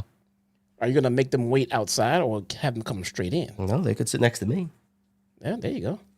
Will Ospreay, Orange Cassidy, Mark Briscoe, Powerhouse Hobbs against the Murder Machines, Brian Cage, Lance Archer, Mark Davis. Oh, man, I can't wait to get into this one. And the Bad Apple, Brian Keith. I'm going to say this as plain as day. I fucking hate these random 8-man tags that tell no story, and they pit fucking random factions against each other with zero emotion. This was a complete waste of fucking time. Oh, but this was a fun match. JD from NY 206. Who gives a shit about this? Jesse, what were you doing there in this match? Same thing I'm doing right now. I'm playing on your phone? Kind of in my phone. Kind of looking at fucking tweets right about now. Looked up at it. Keep track of it. Same way I'm keeping track of what you're saying. But the genuine interest in it is not there. And again, the talent's great, man. I mean, yeah, some talent in this match is better than others, sure. But all in all, these guys can all work, man. But there is just nothing of substance that makes me really, really interested in what's going on right about now. It's like Tony labels this on social media, all-star 8-man tag, like he's fucking in his room playing with his toys. Right. Oh, look, Dad. Look, Dad. I have an all-star 8-man tag. Look at all my cool toys. all it is. Awesome. That's all it is. Like Will Ospreay's fucking fantastic. I love Will Ospreay. It's looking great. He's better than Stone Cold Steve Austin. Sure. Calm yourself over there. I don't know. I don't know. This does nothing for the pay-per-view, and basically they could have did the ending angle instead of doing this fucking match. 15 minutes of this for what? I don't understand it. So we'll get to the end of the match. We'll pick it up here. Match continued during a third commercial break. Actually, 2 commercial breaks. I'm sorry. Archer, a loser, brought in a chair, chased the referee away, ran into a punch by Briscoe, who had a springboard dive onto both Brian Cage and Lance Archer. Ospreay laid out the bad apple with an os cutter, and then followed up with a hidden blade, and he pinned Brian Keith. 1, 2, 3. Post-match, Cassidy and Briscoe were driven onto the edge of the apron. Mark Davis sank in this sleeper hold on Will Ospreay. The steps were repositioned as Cage and Archer hit choke slams on Hobbs, leaving Ospreay alone with the Don Callis family. Kyle Fletcher comes on out. He stands all tall, showing off his muscles. He sauntered to the ring with Cage and Archer holding Ospreay up and lit him up with boots and punches. After this, Davis decided to pull Fletcher off of Ospreay, and he was scolding him for doing so. He yelled at him. So Davis now, being a little defiant, Fletcher ordered Davis to then use a chair. He handed him a steel chair. I'm like, what are they trying to recreate Sami Zayn and fucking Roman Reigns over here? Holy shit. So Fletcher handed Davis the chair. He ordered Davis to use the chair, and Davis actually hit Ospreay in the back with a chair shot. And then he leaves the ring all kind of down about what he did and the decision that he made. Fletcher then hits a brainbuster on a chair on Ospreay, and he posed over Ospreay heading into their steel cage match on Sunday. You know, this is directly to Willie Boy and whoever's watching me over there. You know, this would be more effective if we actually gave a shit about the characters that were in this fucking story, or whatever the fuck you call this. Are you genuinely trying to get people on board with sympathizing with Mark fucking Davis and Will Ospreay? And the fact that Mark Davis was a former partner to Kyle Fletcher? I mean, you gotta be fucking absolutely living in your own bubble. Delusional as fuck to think that anybody's going to emotionally invest in this haphazard, fucking put together by Scotch tape and Elmer's glue storyline with fucking Mark Davis. Oh my God, is Mark Davis gonna hit Will Ospreay? I don't believe it. I'm so invested. How could he? The fuck am I watching? How could you care about this? How could you care? It's like they went back and watched the Royal Rumble from a couple of years ago. Oh, remember what Sami Zayn and Roman Reigns did with Kevin Owens, and Sami ended up hitting Roman. Yeah, we'll just do that. But in the fucking, whatever the Walmart version is of that. You fucking kidding me? Who cares about this, Jesse? There is no redeeming qualities to this match. I also do not care about Mark Davis at all. Again, I know he's a fine in-ring worker. He's probably a great guy. And if he's watching, hey, how you doing? Welcome. Nothing personal, but I'm just not interested in the character that you are presenting on television because they led us to not care about it because they gave us no reason to care about it. So why would we? Who are you? Who are you? Why do we care? You came back to television for what? There was no video package. There was no explanation given why apparently Mark Davis is in the Don Callis family. Nope. Don Callis had to go out there and basically say, oh yeah, I bought the rights to Aussie Open when they were a tag team. Then Mark Davis just goes out with a fucking mysterious injury, and then he comes back all of a sudden. I don't believe it, man. I don't even remember when he joined. Was he the when they had that Callis family roundtable? Was he that mystery guy they were talking about joining? Yes, it was Mark Davis. Yes. Okay, that was anticlimactic, but. I mean, all right. What is this? Yeah. What is this group? What is this group? Mark Davis, who gives a shit? Lance Archer is the biggest fucking loser in AEW. He's nothing but a jobber. He's a 7-foot jobber. Brian Cage, he's a jobber. I'm sorry. What is this group outside Kyle Fletcher and Konosuke Takeshita? Who are they? You have a couple of mid-carders and Konosuke. I mean, maybe a tag team out of this or something. I don't know. But I will say this. Being in the Callas family is probably best for guys like Archer and Cage and stuff like that, though. But that doesn't mean once they're in the family, then they're set, they're good, they're over, let them be. No, you still have to do things with them to make us give a shit. You know, they did start like a tag team with them, right? What are they? The Murder Machines? The Murder Machines, yes. Murder Machines. Okay.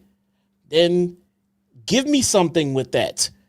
Have Don Callis say, we want the goddamn tag team titles. If you're the Murder Machines and you got these dudes talking about that they hurt people and they run this fucking industry in the tag division, why aren't you doing something about it if you're the Don Callis fucking family? Well, they were supposed to go and do the Murder Machines versus the Hurt Syndicate, but they ended up going with the Outrunners for whatever reason. Very odd. That'd be great. Why? Yeah, let me take the other legit tag team that we got and feed them to the Hurt Syndicate and then just move on like nothing ever happened. Yeah, let's bury them. Yeah, no, you had a chance with the Outrunners. You fucking missed that one. It's gone. That momentum is gone. You didn't strike while the iron was hot. You can just slide those motherfuckers to the back and creating ring somewhere because they're done now. You didn't. AEW has this really bad habit of not striking while the iron's fucking hot, man.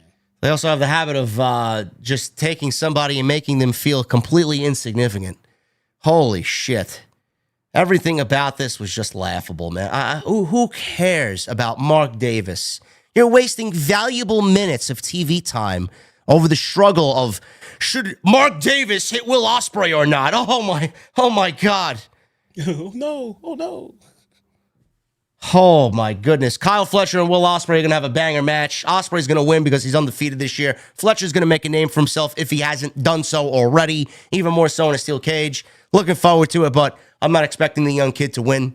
They're going to give it to Ospreay. Being that Ospreay got his ass handed to him tonight, it's Pro Wrestling 101. Babyface gets his ass handed to him here, wins at the pay-per-view, and we move on. So that's basically what happened here. And I mean, you know what? And if you're gonna debut Samantha and have Ricochet lose, that's a bad look. So Ricochet has to be winning, right? Yeah, you would think so. Gotta be. Adam Copeland. He went one-on-one with Wheeler Yuta. I have a question here, Jesse.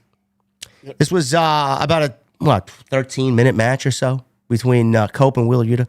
You know, after all the violence that we've seen Adam Copeland and the Death Riders embark on, chairs and, baseball bats with barbed wire and concertos, why was it necessary? Well, who made this executive decision to have this match tonight be a straight-up grappling wrestling match, man? You would think that there would be more violence on top of the rest of the violence that we got. He decided to just wrestle Wheeler Yuta tonight.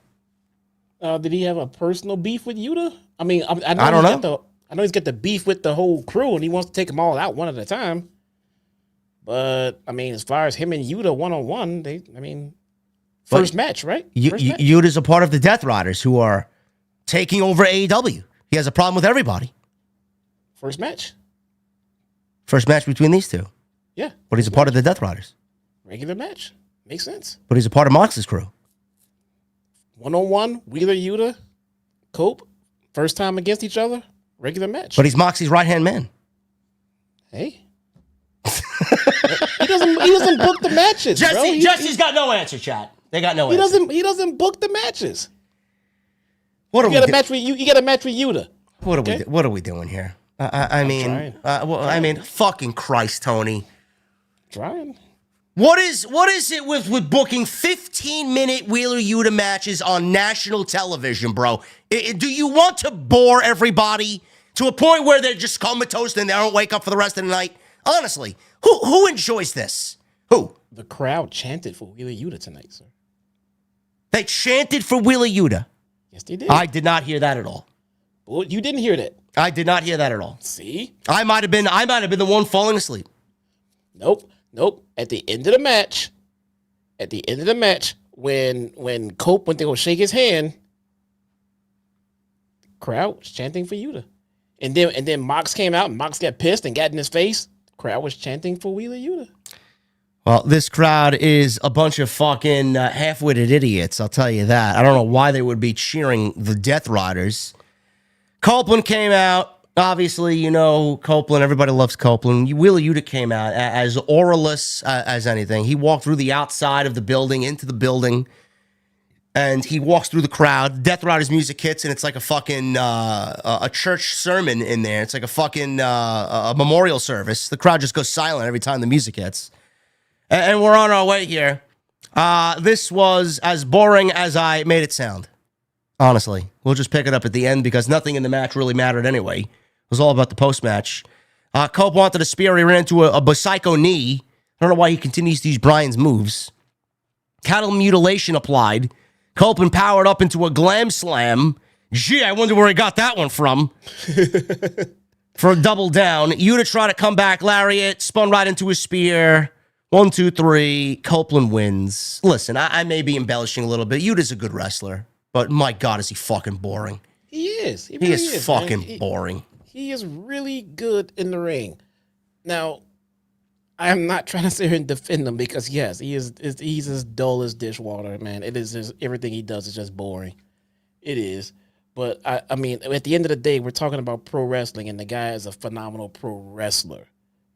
So I don't want to completely shit on the guy. That's not fair. He can pro wrestle better than most. Not going to be exciting. It's not going to be fun. You're going to be bored off your ass, but the guy can go in the ring. Management.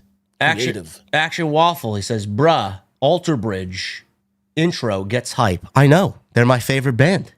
Of course I know. It's always something to get you hyped. Always. What's they got to do with? I don't know. Maybe he thought I was kind of low-key burying Copeland. I don't know. Is the Death Rider song... Maybe Death Riders should use some Alter Bridge music. Maybe that would fucking wake the crowd up. There you go. There's a couple of songs that could go good with them, honestly. So if we get some better music, you're going to like the Death Riders? Maybe. Listen, man, music could make or break an act, honestly. We're going to get them some Alter Bridge, bro. Yeah. There we go. Copeland took the microphone, helped Yuta up after the match was over, shaking his hand, saying to Yuta, "This is what respect feels like," before leaving the ring. So Yuta was left there to wonder what was just said to him by Cope. Moxley marched in from the crowd, screaming and yelling at Yuta, kind of pushing him around. Crowd chanted, "Yuta, Yuta." Then he shoved Moxley in the face and walked off on his own with Moxley yelling at him. You just said you didn't know that. It's in the notes. I thought that you meant they were cheering him in the match, like they were like excited to see him wrestle. No. Oh no. Not that. So they go through the back. Moxley said, "Congratulations to Cope. You did it. He'll be all alone at Revolution." Sure you will, Moxley. If Cope thinks he can pick him off that easily, he wins. Cope got to him. He brought out the worst in Moxley. Cope got what he wanted, but he'll do nothing to Moxley on Sunday. As Moxley said, this business isn't about respect. He's the one, or the only one who gets this. You get respect one way. It's when you're willing to pull the trigger. Something he has to do on Sunday. I don't know. It kind of sounds like the Bang Bang Gang are gonna fall in line with the Death Riders. That's what I got out of that. I don't know. No, that really. Where are the guns? The turn of Jay White is happening on Sunday. That's my prediction. So we talked about this. So we do have the turn of Jay White. From what he said, I mean, again, Pro Wrestling 101. It looks like he's gonna turn. It also looks like Wheeler Yuta is supposed to be made to look like that he turned on Moxley tonight, and then he's gonna come out on Sunday, and then flop right back to be with Moxley and him be the reason that Copeland loses. So is it going to be Jay White that's going to cost Copeland the title, or is it going to be Wheeler Yuta? Well, clearly it can't be Wheeler Yuta because nobody wants to see Wheeler Yuta fucking turn back to a quote-unquote heel after being fucking paintbrushed by Jon Moxley tonight. I mean, that's not the way they need to go off the air Sunday. Though I don't really understand why Jay White would turn. I mean, we need an explanation there. Like, why? We still don't know why he's a Well, I mean, there is zero explanation as to why you would turn on Copeland. So why even bother bringing it up in one of these creative meetings? I don't really get it. Isn't everybody supposed to want the Death Riders dead? Seriously. Why are we helping them? You know. I pray that somebody has gotten to Tony Khan and got to him and said, boss, listen, we got to end this. Cope needs to win the championship. Christian cashes in on Cope, and we move on from the Death Riders and move on from Jon Moxley. It's got to happen. Has someone spoken to him? Has someone whispered in his ear? You got to end it. It's not going good. The ratings are suffering. We need to do something else. Do you think that happened? Nah. No. Now he thinks this works. Or he's a big enough mark to think that, whatever Jon Moxley says, we got to see it through. We got to see it to All In. Meanwhile, the fucking ratings will be 400,000 by the time we get to fucking All In. The Death Riders, man, legitimately, they're named that because of the fucking ratings. They're dying. Let's be fucking plummeting, bro. Let's be honest. If they drop the whole Death Rider angle right now and jump immediately into something else, that's not going to change the numbers. No, it's not going to help at all. Nothing will help them. So you just look like you have even less knowledge and control of what's going on. So just finish what you're doing and do better going forward, okay? Just do better. Do better. Creatively, yes. We got a Outrunners music video training for their AEW Tag Team title match on Sunday at Revolution against the Hurt Syndicate. This came off very 80s-esque, very grainy, very VHS-like. This was great. I like this. This was shot very well. This I love their gimmick. I love their vibe. Awesome. Yeah, the filter that they used, the way that the VHS looked to it, they made everything look like it was actually shot back in the 80s. This was shot very well. So whoever produced this one, that was a pretty good job. But I'm still even less interested in the Outrunners than before. I just think this is a bizarre decision. Like, it's all right if you want to throw teams at the Hurt Syndicate, but you threw the guns at them for no reason whatsoever. Zero story, logical reasoning behind it, nothing. Now you're throwing the other legit tag team that you got in this division at the Hurt Syndicate. For what? For what? You got two characters there that the fan base is dying to see more of. Yeah, let's throw them to Bobby Lashley so he could feast, and then we can move on to someone else. Like, what are we doing over there, bro? You got two legit guys who play fucking characters. They got to tie up the loose ends in the ring and become a little bit more of a dynamic tag team. But holy shit, man, I've never seen such. It's malpractice to take characters like this and just fucking, you know what? Let's feed them to two guys that they on no planet could fucking stand a chance against. What are we doing? I don't know, man, but I'm sitting there thinking about it, and we're like, well, you get these top guys, these WWE guys are, at top and they're champion and they're fighting for the top. I mean, but we just hadn't said that how Adam Cole's been here 4 years has not won a title and is fucking criminal. We could give him a title and he'd be like, see, look, another WWE guy with a fucking title. Where's Darby Allin? Why did you give Darby Allin this much time off to go kill himself when he should be your guy? There's your homegrown guy right there. Over. Fans love him. Lovable. A fucking daredevil. Great guy. I mean, you gave him his freedom to go do what he wants, but right now you need someone like a Darby Allin so you can focus on to make a new star. Tony sent Darby to potentially fucking end his life. And go kill himself. To climb Mount Everest so that he could say, Dad! One of my guys just put our company flag at the top of Mount Everest! Bro. That's it. That's the only reason why. It's the only reason why I sent Darby up there. I mean, my God, I hope this man comes back in one piece. And he needs to be front and center. He should be your top guy. Darby Allin and MJF should be your quintessential AEW baby faces and heels. Right there. Those two guys.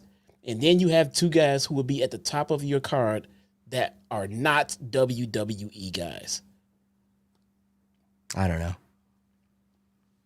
This is the show that we have to watch for you on Wednesday. You believe this?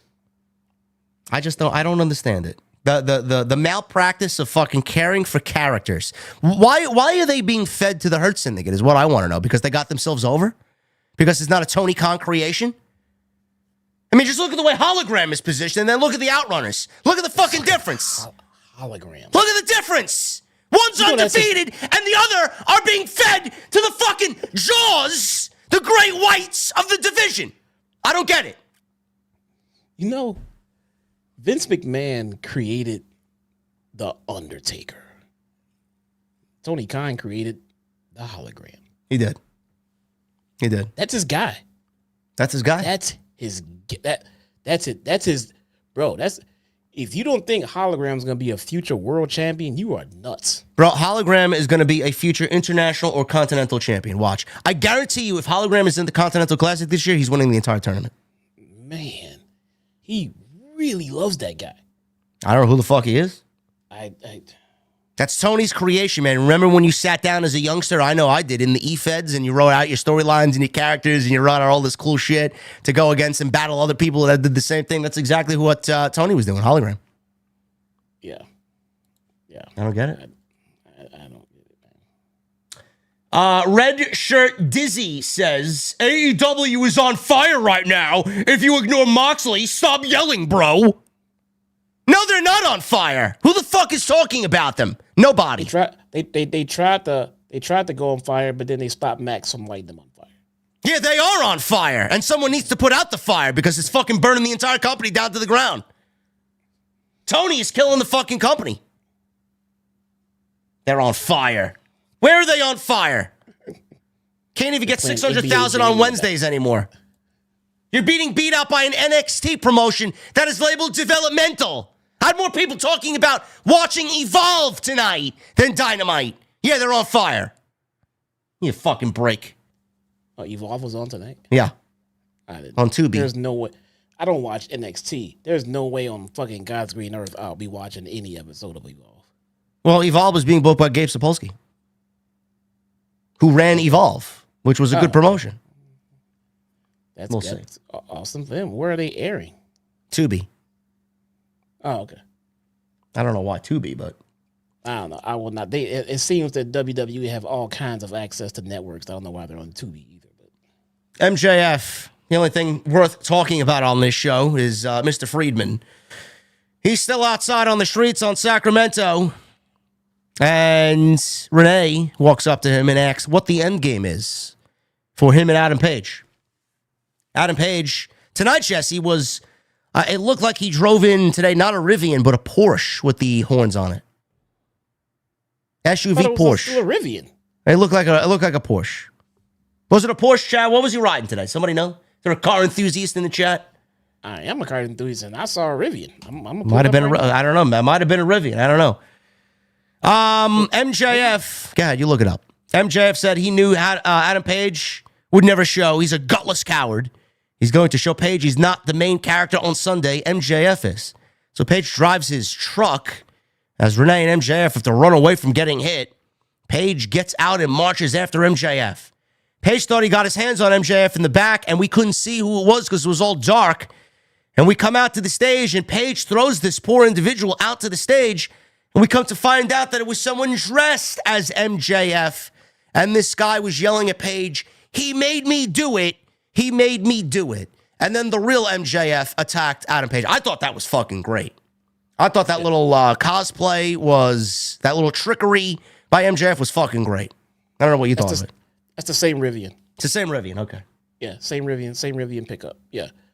I kind of figured there was something up with that guy that Page grabbed because commentary didn't really sell it very well because you can hear someone said, is that even him? They said that. Is that even him? Like, why would they say that? That's not him, is it? I bet it's not him. And then we saw it wasn't him. Commentary didn't really put that over like Hangman got him. They told us right away. Like, is it him? God damn you guys. Sell it. Sell it. Yeah, the commentary team is awful. Everybody but Taz, they're awful. Ian Riccaboni's great, but Excalibur's fucking terrible. He is just awful. And Shivani is fucking awful on Saturday. I don't know how anybody watches that show on Saturday with Tony Schiavone commentating. I really don't. Anyway, I like this cosplay MJF. MJF came out and attacked Page from behind. He tried a heat seeker in the ring. Page avoided it. So Adam Page was getting ready for a buckshot. MJF was selling his ankle here. He gets up and he punt kicks low right between the nuts. And MJF hit the heat seeker before ripping off his dress shirt to reveal a shirt that said MJF did nothing wrong. Now, I don't know if he's taking a page out of Kevin Owens' playbook, but MJF did nothing wrong. Honestly, he did nothing wrong. Looks like that was something that Punk fans would like for Punk, man. Explain. Punk did nothing wrong. As far as I'm concerned, Punk is doing great things. Perfect. He's not an innocent man. Oh, no. He has to be. He's got to be. According to the Punkers? Yeah. Punk has never done anything. I'm not getting involved. I'm excited for CM Punk's journey on the road to WrestleMania. That's all I'll say. We digress. Not letting your CM Punk hostility bleed onto me. I love Punk. I love Punk. What are you guys talking about? I love Punk. Anyway, MJF did nothing wrong. Security tried to put a stop to this. MJF wiped them all out before putting on the Dynamite Diamond ring. He went for a punch, but Page shot a double leg, scrambled to their feet, and MJF hit a right-hand flush. MJF took the mic and said, fans love it when their precious Hangman burns things. Let's see how they really feel when he does it. MJF then grabbed a can of lighter fluid. What the fuck is wrong with this guy? Sprayed it all over Page before pulling out a lighter. Finally, the referees and security bolted out there, and they tackled MJF like 20 deep, and they carried him out of the ring, screaming MJF was, saying, let me prove my point, and they carried him out of the building. Now, as a sick fuck, normally, there was a small part of me, low-key, that wanted to see him light Page on fire. Oh, my God. That's number one. Number two, I texted Jesse this, because we complained about it, and I uploaded the clip to the second channel, and Jesse knows exactly what we said, and you guys know exactly what we said, and they know exactly what we said. I'm sure the people watching there. We said that they gave away 2 weeks of television in 10 minutes last week. The attack on Christopher Daniels was botched. It was sloppy. It was amateur hour. We didn't see MJF attack. We don't know how MJF attacked. It should have been a little bit bigger of an ordeal, to a point where they do arrest MJF and take him out of the building. And then Jesse and I are booking the fucking angle. And Jesse comes up with a brilliant line saying MJF gets arrested and Christopher Daniels, is standing there. And Adam Page is seeing this guy get arrested. Well, send him to jail for what he did to you. Christopher Daniels like, no, don't press charges against him. I don't want to press charges against him. And then we get the situation where, it builds into this week. But MJF was carted out of the building last week. That was what we pitched. Today, I texted Jesse. I'm like, you gotta be fucking kidding me. There's no way someone there isn't listening to what we're doing, because he got carried away today. But instead of beating up Christopher Daniels, he tried to light Adam Page on fire. So what did you think about this, Jesse? I know we talked about this last week, but I enjoyed this segment for what it was. I thought this was much better than last week, which I don't really understand why they didn't stretch last week into several weeks. It could have been something that they saved for the aftermath after Revolution. This did feel a lot more intense. It felt a little bit more warranted.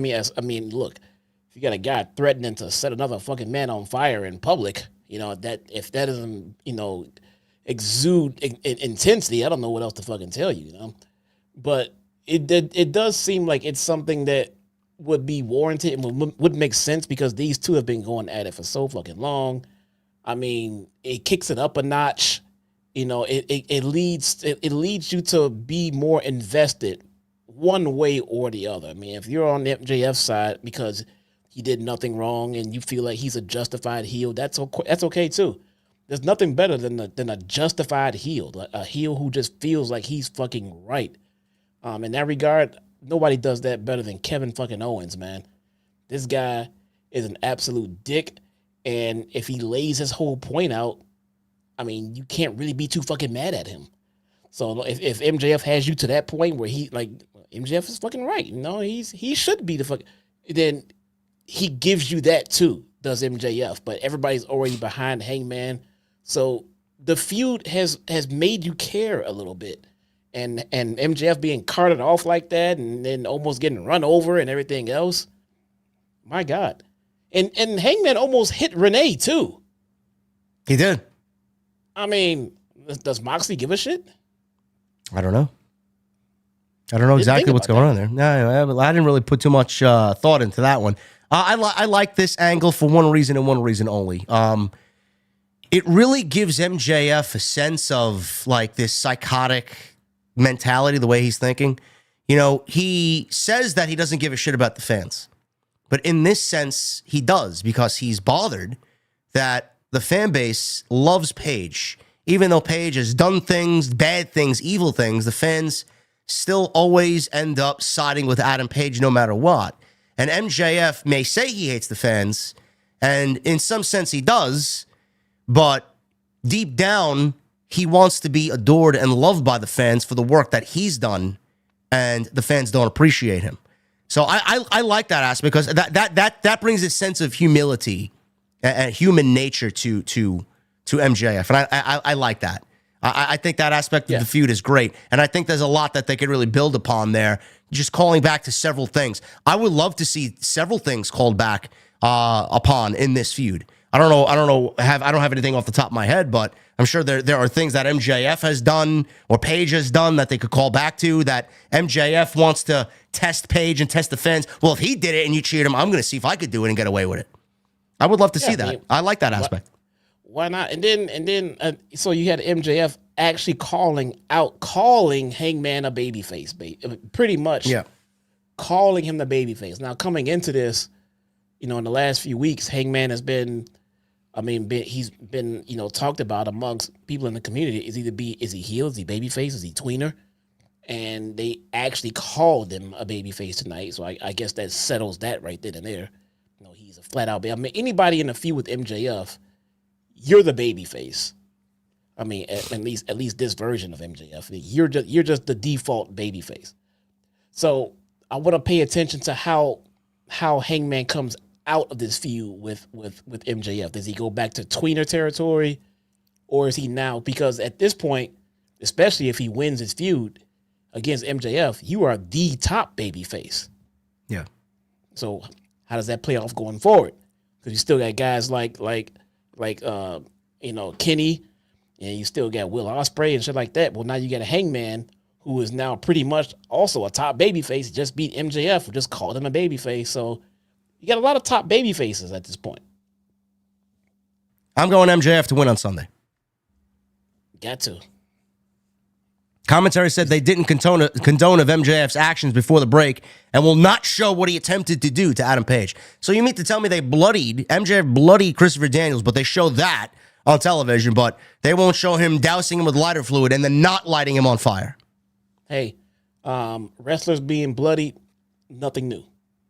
And replaying something that they call vile and heinous and all this other shit would kind of be counterproductive. So I like how they say we're not going to show it again. As a matter of fact, I go even further. They should do this more. Showing replays and then talking about how bad it was and how terrible it was, it is counterproductive.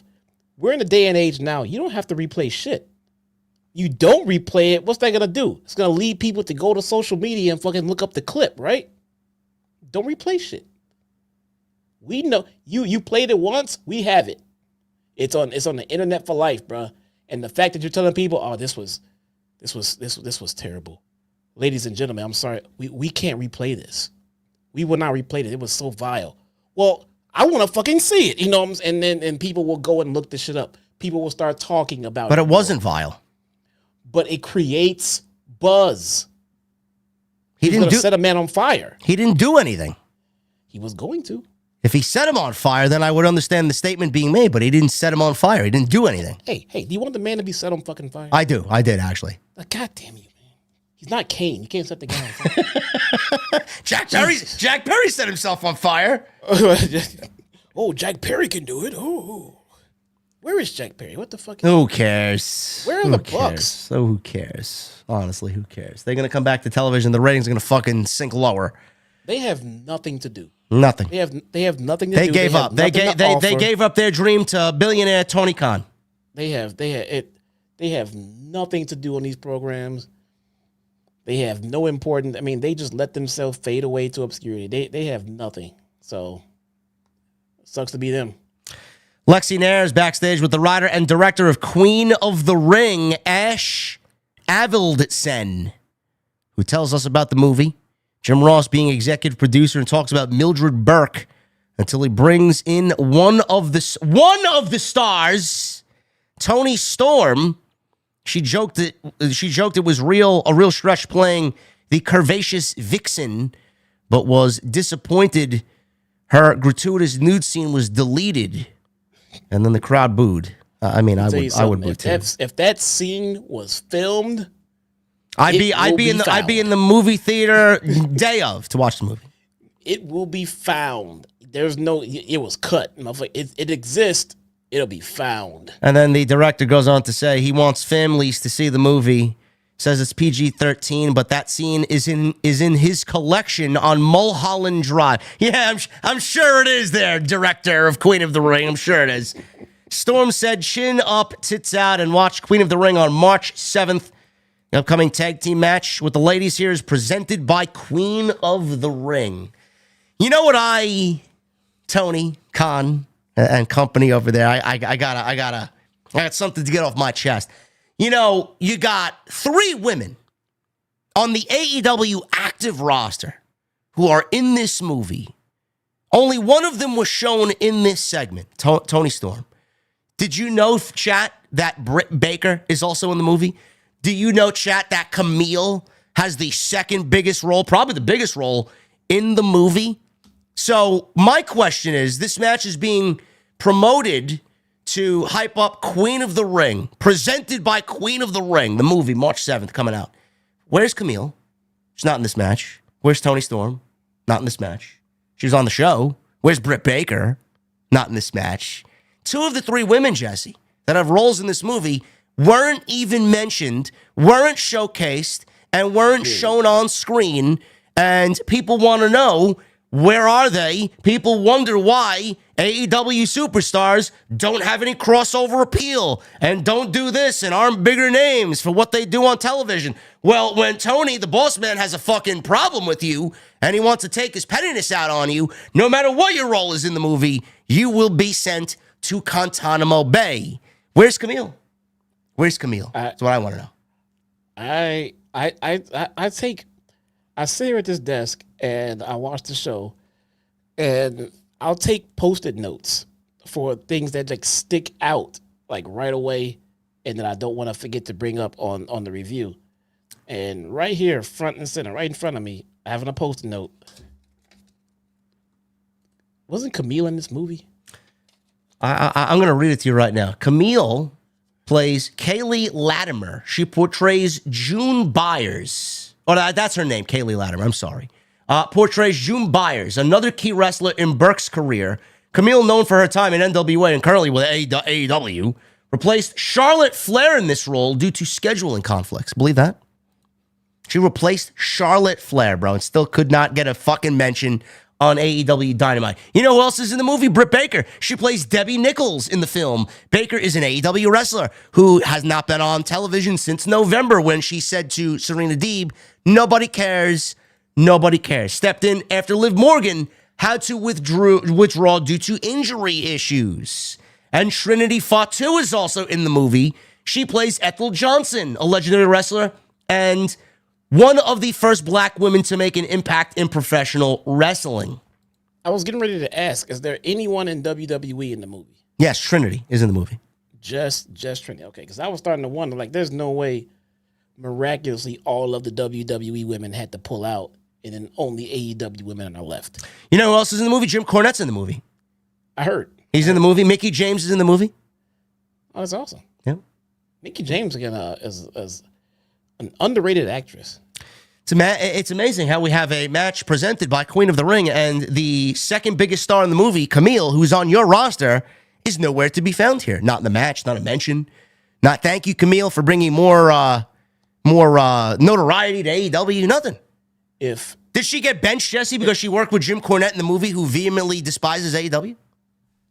Tony Khan loves Jim Cornette. He listens to Jim Cornette every fucking week. Watching him. He listens to Jim Cornette every week.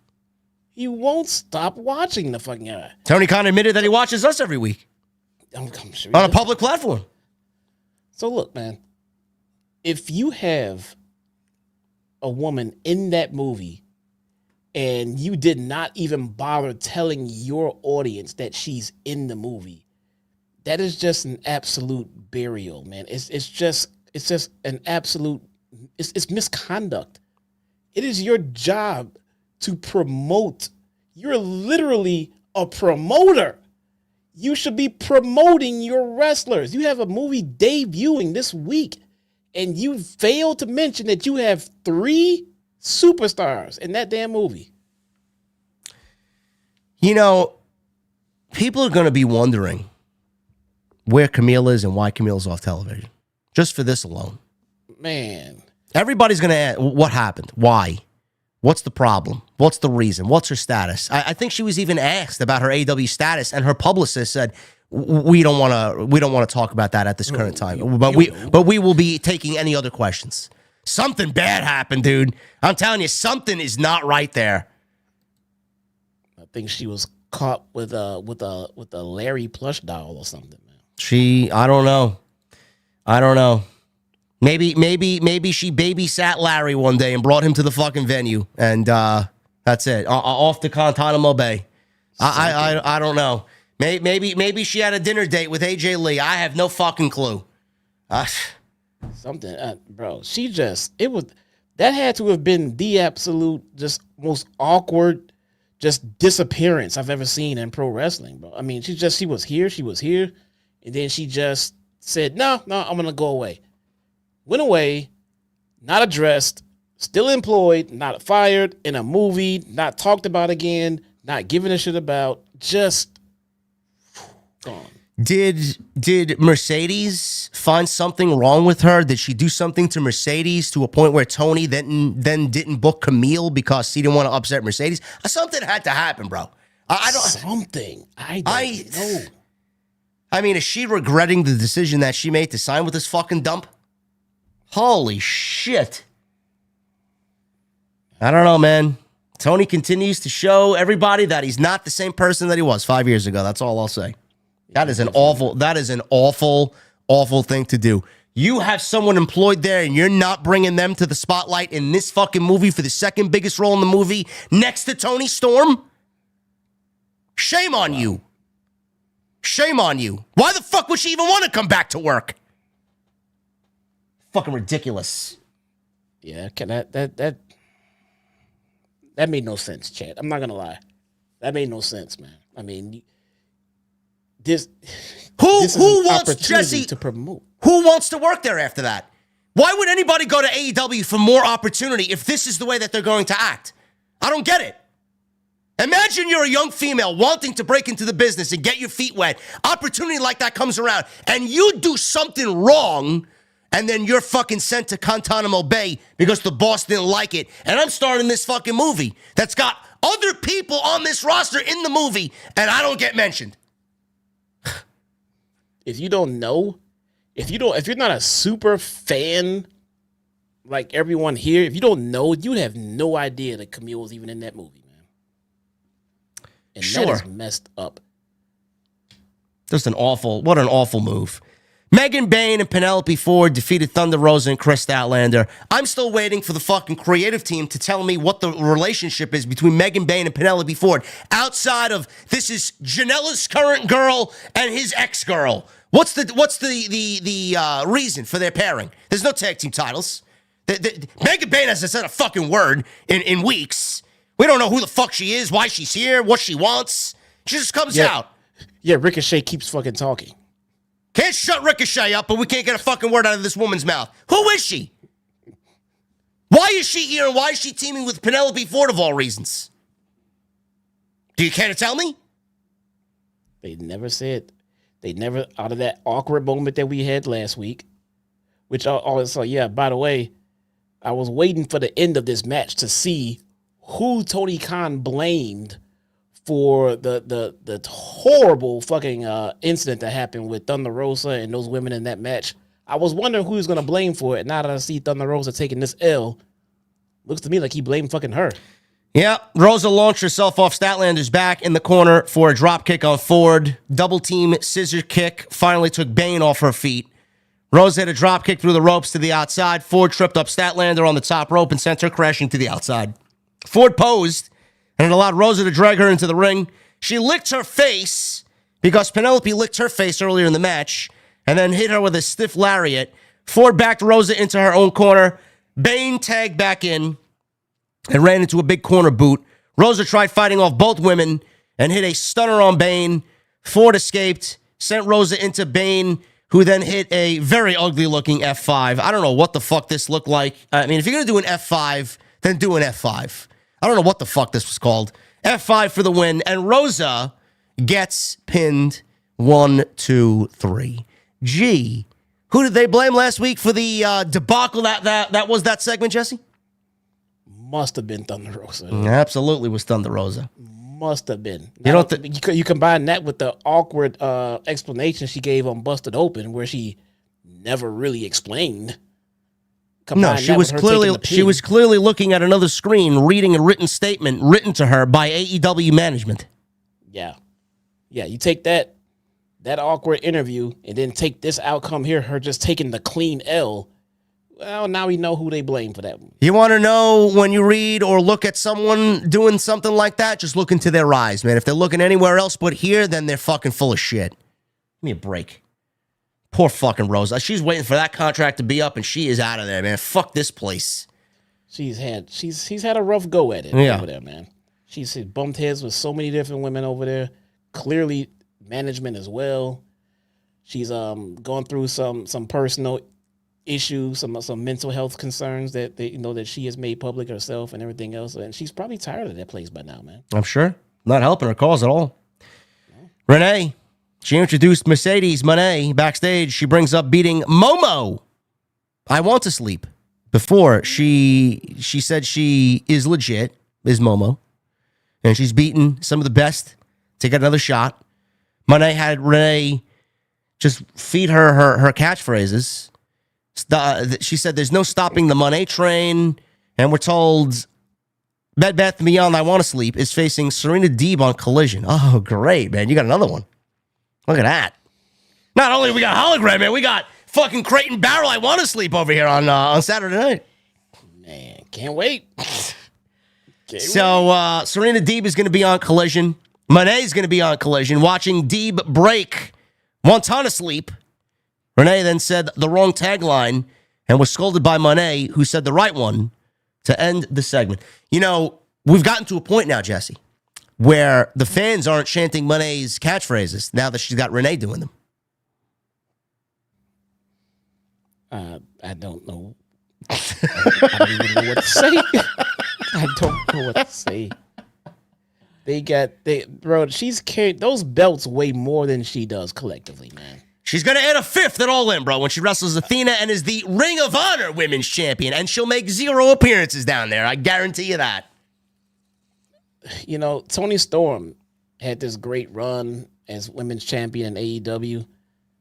She's done wonders for Mariah May. She has.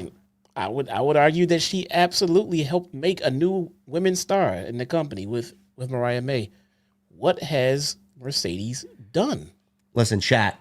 I didn't ask the question. I didn't say he did. I mean, I've been asking this question, and I've been attacked by the fucking Moné crew, spelled Krew. I've been attacked by the Moné crew, man. I've been attacked by random anonymous Moné accounts for asking these very simple questions. What has she done? What are we doing? Who is she built up? And that's kind of odd and weird because in WWE, she was always the one that was all about uplifting the women's division. And she was anti-Charlotte Flair. She left that company and just became the new version of Charlotte Flair. I'm sorry to say. I am just calling it like I see it. I don't know. I don't know who's into this Momo match. Anybody interested in this Momo match? We got John Cena turning heel on Saturday. Unbelievable Elimination Chamber, one of the best pay-per-views in company history. We got Momo Watanabe, or however you pronounce it, and Mercedes Moné on Sunday. Believe that? Man, I can't wait. Zero emotion, man. How are you making me feel? Well, what are you doing to make me feel? Nothing. Absolutely nothing. No. I mean, I don't want to see the match. I don't want to see Mercedes win another match. I don't want to see Momo win and become new champ. You know what I'm saying? So out of all of that, there is nothing that I'm looking forward to seeing in that match. I don't want to see Momo become the new women's champion here in AEW. And I'm tired of seeing Mercedes just roll through women too. So what are we doing here? JD, how could you say that about Mercedes Moné? JD from NY206. I'm gonna get you fired from HOG. How could you say that? I don't know. What did I say that was so incriminating that I need to be put behind bars? Seriously. Maybe I should go. Maybe I should go tell Amazing Red. Red, you should fucking fire me because of my pro wrestling opinion on fucking something I watched on television. You fucking half-witted, brain-dead idiots. I want to get you a He Hate Me jersey. I'll wear it. Let's get this fucking show over with. Jesus fucking Christ. I got some dungeons to do on Destiny. What do we got here? Max Caster Open Challenge. He loses to Jay White. Why was this on the show? 1 minute, Jesse. Okay. Not even. Fucking Blade Runner, and he loses. 1, 2, 3. So, all right, look. They're hell-bent on shoving this Max Caster losing angle down our throats.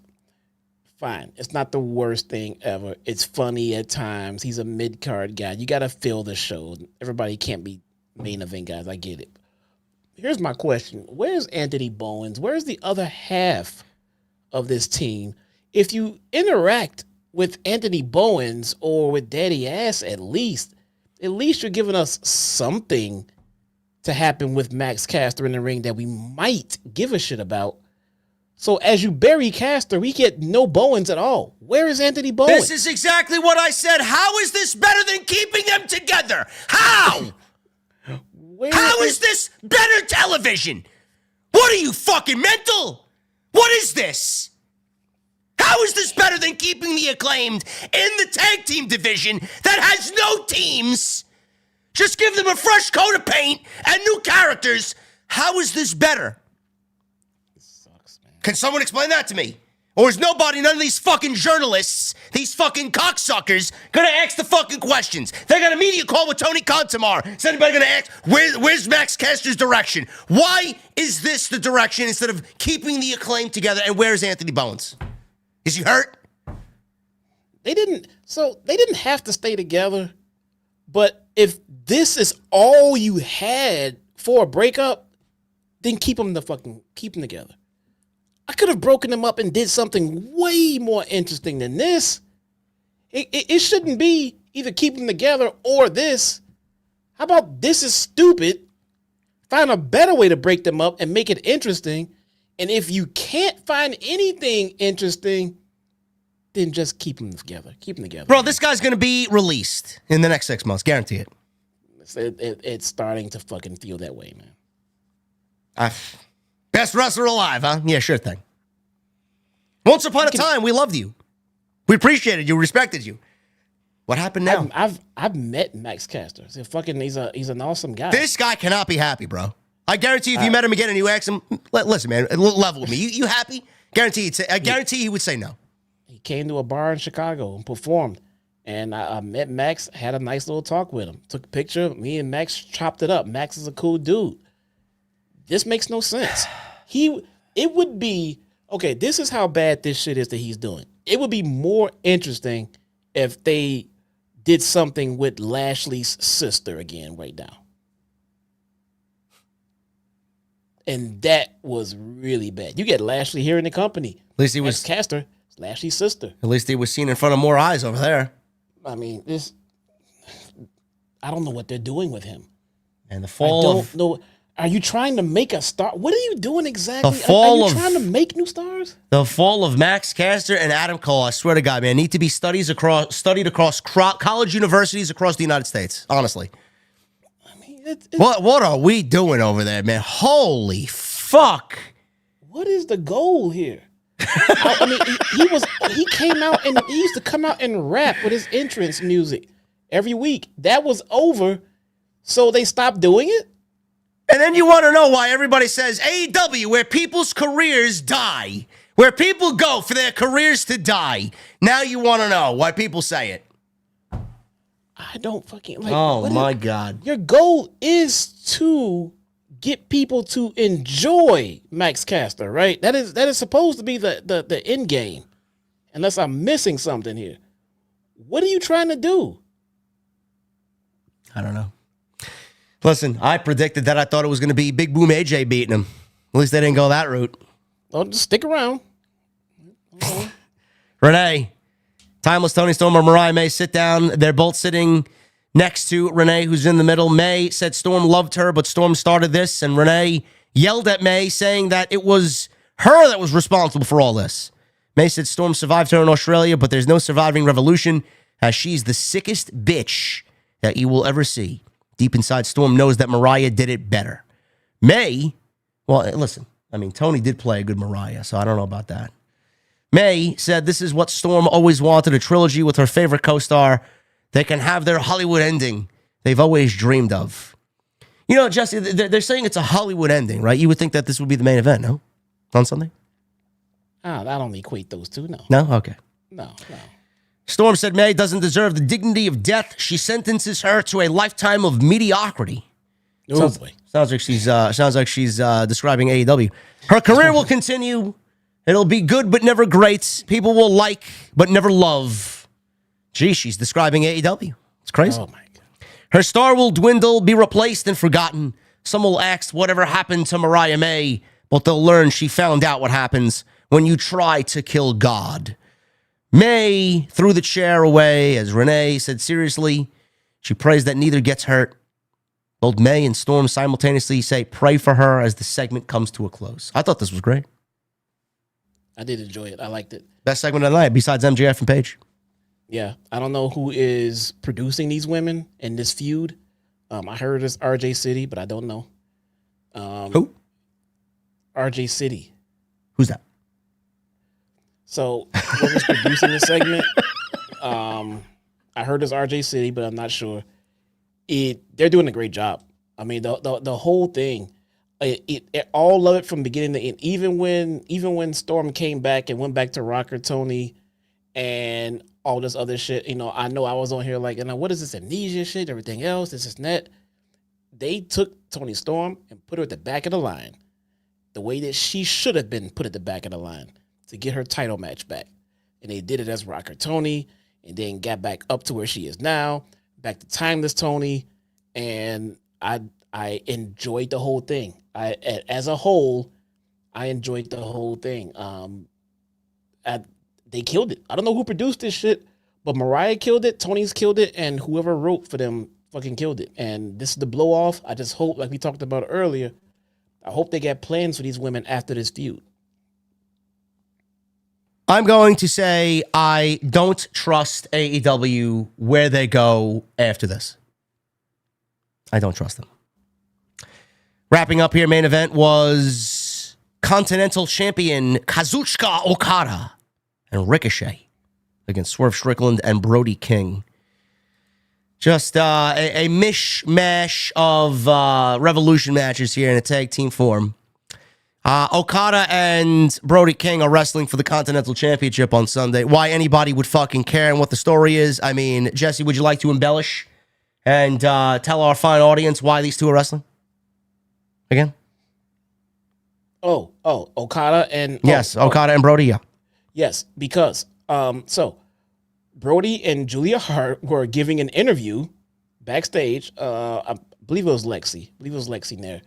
and they were right by a doorway, and then out of the door comes Okada, and he comes out and he walked by like, oh shit, you guys are doing an interview, my bad, and then Brody and Julie just looked at him like,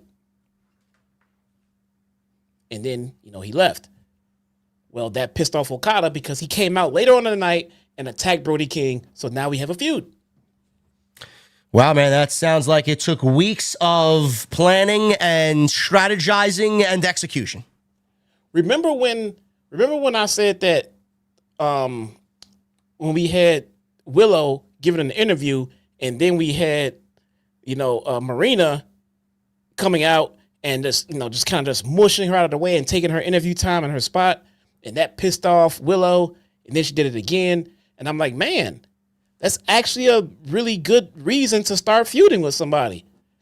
This is the polar opposite of that. Okay. It's great. Really enticing stuff there, Tony. Appreciate it.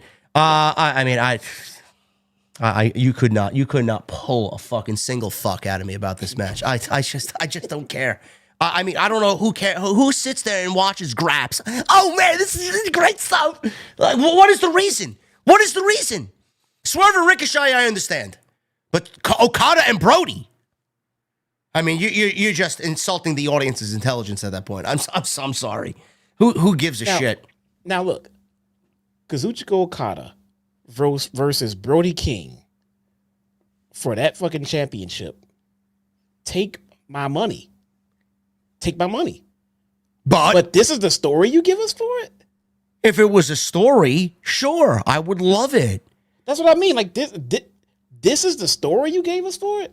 Like, you couldn't do better than this. You know what match I haven't done yet? Let's do Okada and Brody. It's exactly how it came about. Drinking a White Claw at the bar, and you know what match I didn't do? Let's do that one. That's fine. Have your White Claws, have your snow powdered donuts, whatever, and come up with the matches. I want to see Brody versus Kazuchika Okada. Great. Run that by your creative team. Hey, get me to Okada and Brody King for that title.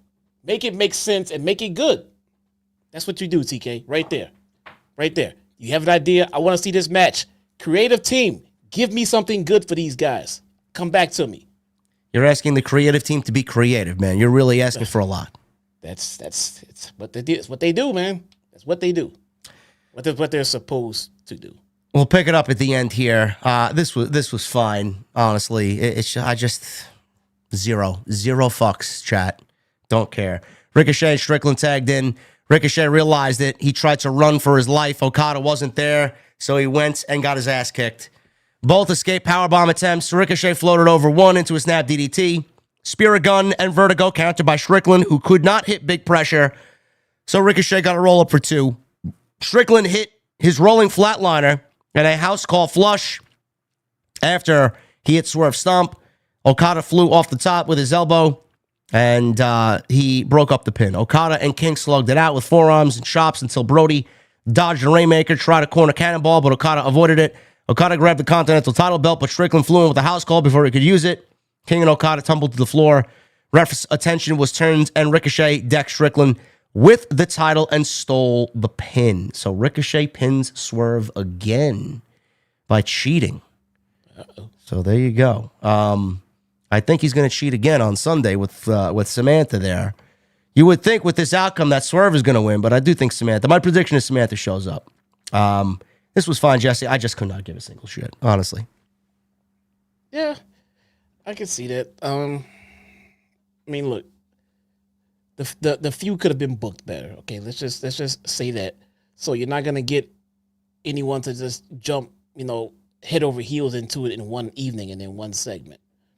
I expect the match to slap though. I think it'll go. I think it'll go hard.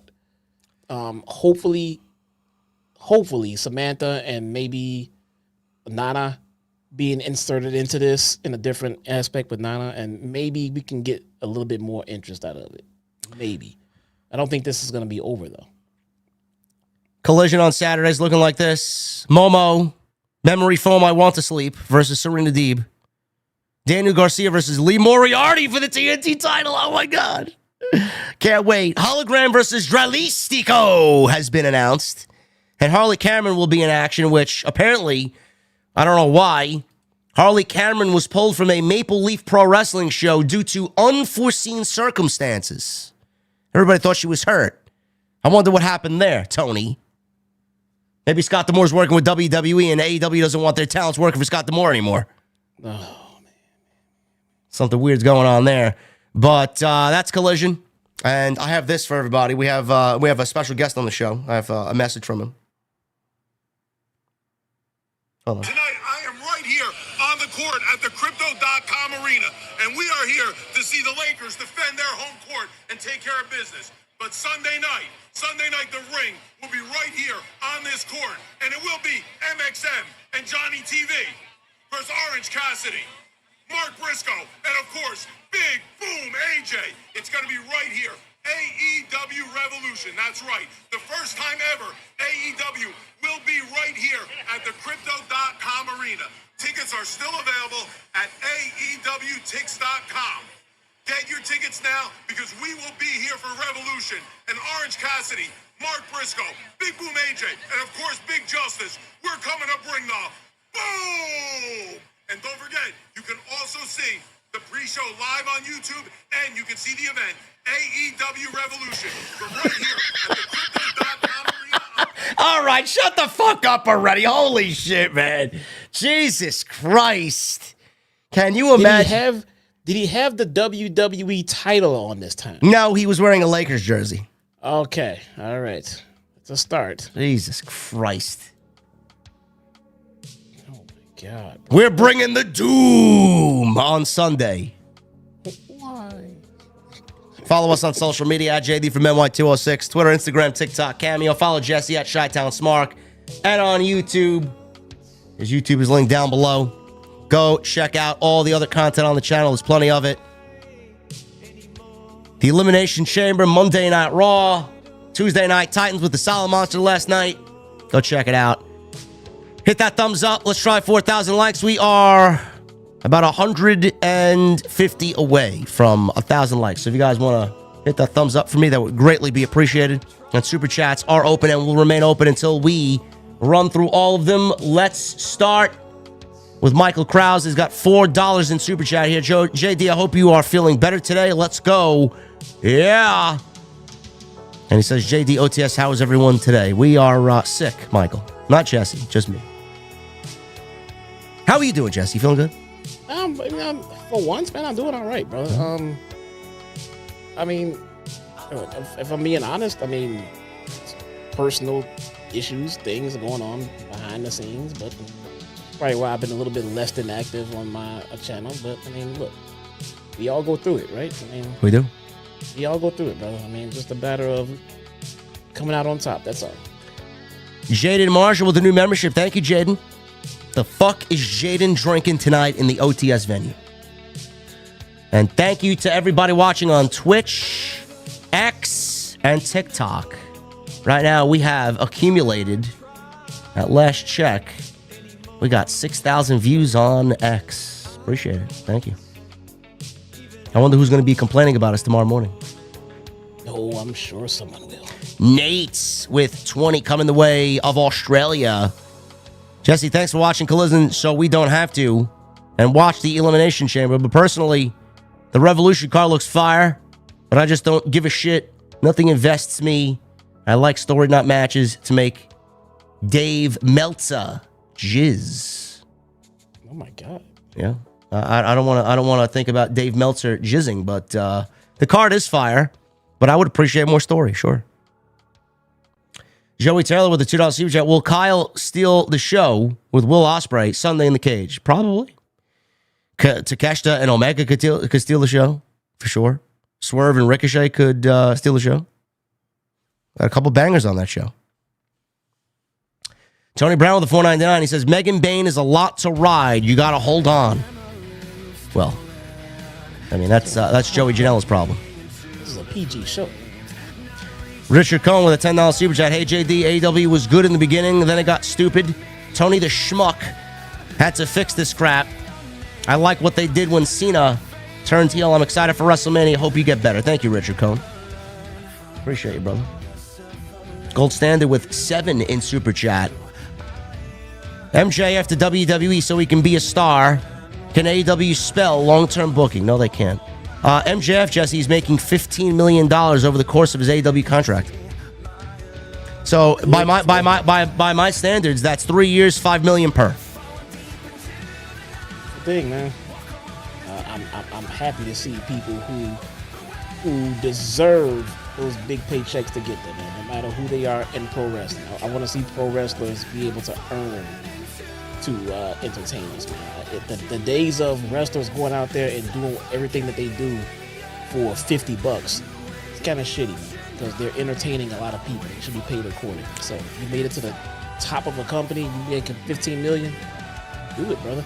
I'm just pissed off that they're not using MJF as a $15 million man. They have not, no. Does he make $5 million per in WWE when he eventually goes? To start, no. To start, no, yeah. Can he work his way up to make that fucking earn every fucking penny? Yeah. Yeah, he may be taking a pay cut. David Theory with a $10 super chat. Holy smokes, JD. Respect to you for powering through the show with a 101 degree fever, my friend. As I said on TNT, hope you feel better soon. Plenty of water and vitamin C usually helps me. Thank you, brother. I will take Jesse up on his recommendation of drinking H2O. Drink water. Look, I mean, enjoy your tea, man. Have your tea. It's cool, but however much water you're drinking, you should probably reverse it with the tea. Okay. Triple M with a $5 super chat. You sound worse than you did on Tuesday. Feel better, JD. Thank you, brother. I grinded 10 dualities earlier, Jesse. I got 0 exotics. Oh my god. No, just the boss checkpoint. Just the boss checkpoint. Oh, see. Hey, did you see that? Oh, I'll send it to you. The checkpoint bot is a new checkpoint. Not a new one. I don't know if it's new or not, but I'm just being hip to it. It's a checkpoint bot where you can get the checkpoint pretty much any fucking thing. Oh, you gotta tell me. This one's a little annoying because it takes me like 5 minutes to get into a fucking dungeon. Oh, okay. And I don't know how much time it takes, but once you get it, you got it. Yeah. You know what I'm saying? So I'll shit into you. Yeah. Joey Taylor with a $6 super chat. As much as I am a fan of Tony and Mariah, I don't care about the final match because who's booking it alongside Tony and the hack, RJ City? Well, it's the best thing that they've done on television for a few months now, so gotta give them some credit. I mean, again, don't know who's pulling what string and booking what, man. Gavin Deeth coming from Australia with a $5 super chat. Storm versus Monet. Otherwise, why have a TBS title? They're not going to do that match. Mercedes is not wrestling Tony until she loses all of her championships. The Ashen Chevalier with a 1-month membership, like Ricochet's Wikipedia page once said, known as the man that charisma forgot. Yeah. He's got 0 charisma. Speaking of, where's Pat? JD, I got a final boss checkpoint. We can farm it tomorrow or this weekend. Yeah, whenever, bro. I would appreciate if you take me through fucking the witness. Honestly, just the boss, just the end boss. What is that one for? That's for conditional finality. No. What is that? I don't even remember. I don't even know. I have none of those exotics, bro. No, the witness is Oh fuck. I have none of those exotics. I have none of the cool exotics from the raids. Just Cat with a 10 in super chat. Much love, JD. Been watching for a while, and you're the best in the IWC. Thank you, Cat. I appreciate that very much. Thank you for being here. Always appreciate my female listeners because I know they're very few and far between over here. Ricochet's promos are so cringe. I don't even think Samantha can save him.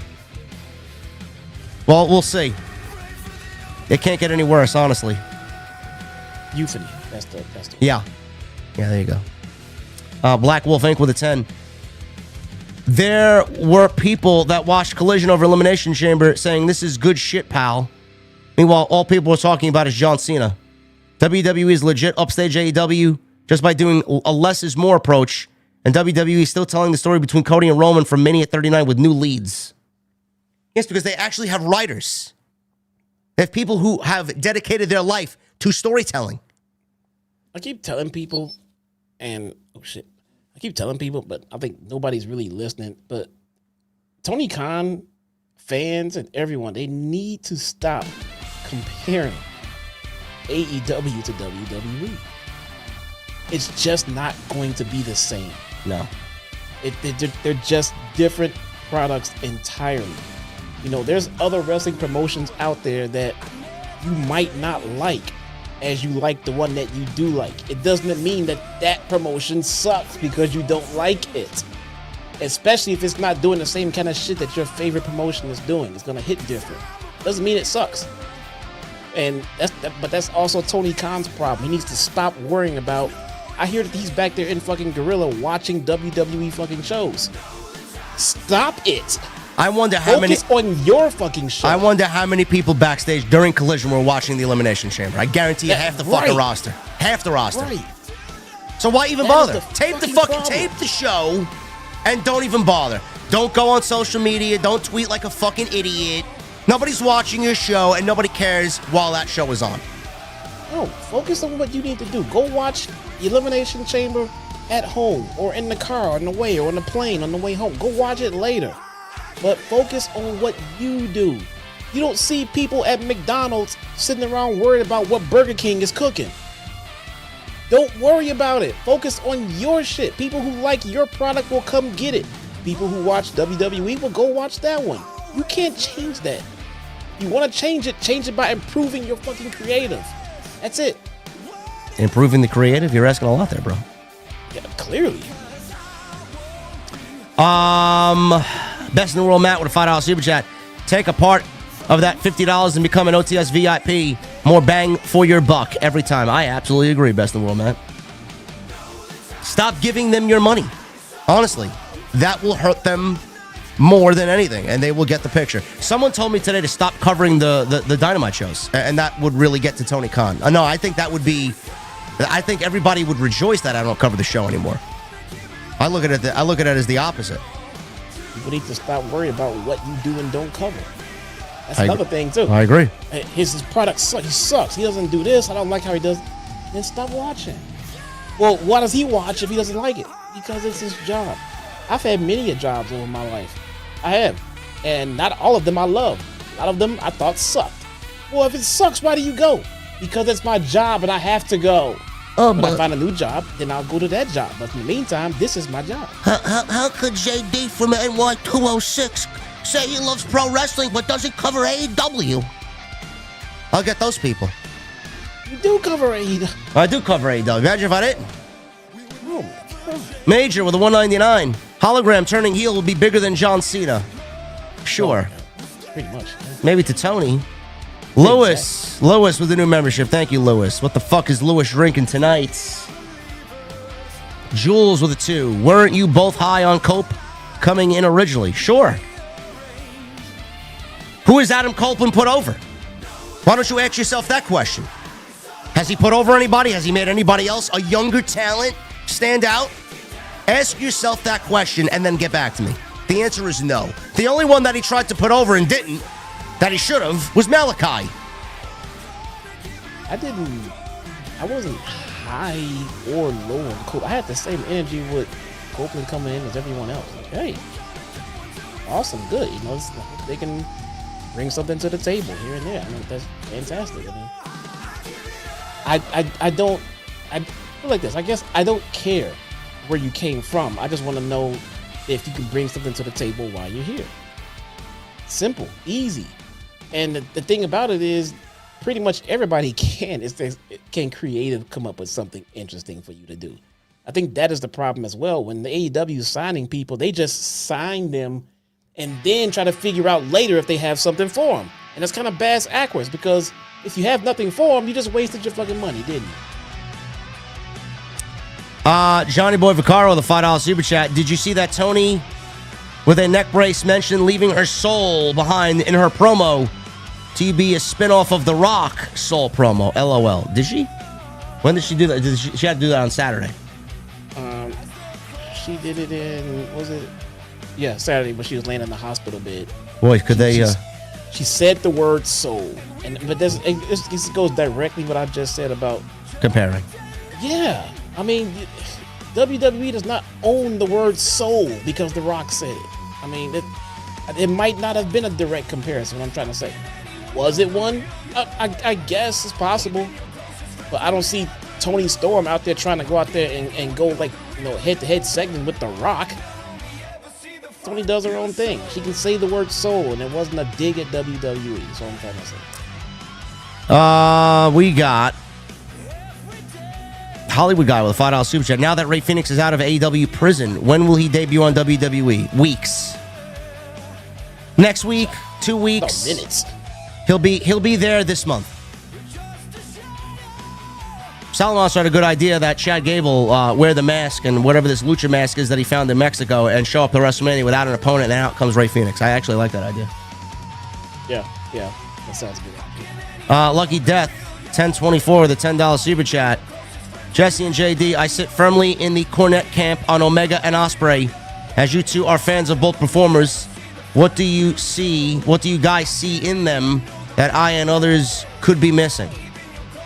I do not watch Jim Cornette at all. I have never, ever once listened to a single show of his, so I don't know what his stance is. Well, Lucky Death, I don't listen to full-fledged Cornette and Last podcast, but I do watch several clips when they post it to YouTube. I don't know what they don't see. Maybe it goes back to just Omega and the fact that Cornette doesn't like the Bucks for whatever reason, and Omega falls into that bubble. Maybe they don't like the fact that Omega wrestled a 9-year-old girl in Japan or wrestled blow-up dolls in Japan. I don't know. It's an embarrassment to the business, sure. But Ospreay, I don't understand the Ospreay hate. I don't. Ospreay is one of the greatest pro wrestlers in the world. Maybe the best pro wrestler right now in the world. Let me tell you something. I'm so tired of hearing about Omega and wrestling a girl. Triple H fucked a corpse on live television. Okay? Yes, he did. Triple H was a flat-out fucking necrophiliac on live TV. He fucked a dead body. And we can just... Look, I'm not saying to let him have it too. What I'm saying is people they pick and choose when they want to have amnesia about pro wrestling. You want to forget that part? Hey, do we want to forget the part where Triple H raped a woman with DX? You want to forget that too? Yeah, he kidnapped Stephanie to have her married. Remember when him and Sean Waltman grabbed a little girl, got a girl and had her kicking her legs and screaming, and they closed the door and said, hell, we'll take care of this one. And then they cut the commercial. DX at it again. Stephanie getting crucified by The Undertaker. I mean, why are we picking and choosing the horrible shit that happens in pro wrestling? Lucky Death. Wrestling a little girl seems to be the absolute least of those horrible things. Leave the kids alone, bro. Lucky Death, I think it has to do with the fact that they are great pro wrestlers. I think deep down they know that they're great pro wrestlers, but I think it's the way that they construct a match. If I was to make a logical guess, I don't think Cornette likes the way that a lot of these guys don't sell. And all these big impactful moves. I mean, if you're doing a reverse Poison Rana, back to back, or a fucking series of Canadian destroy, that's a match ender. Like, I honestly think it's the way that they construct their matches and the fact that it's not believable. It's just a fucking a gymnast's wet dream. That's all it is. That's what I think they see. Look, here's something for all you Cornette listeners to pay attention to as you listen to Cornette. Cornette's been in this business for fucking ages. He knows what he's talking about when it comes to pro wrestling. There's no doubting that. Jim Cornette is a very old school guy. Okay? Old school pro wrestling days.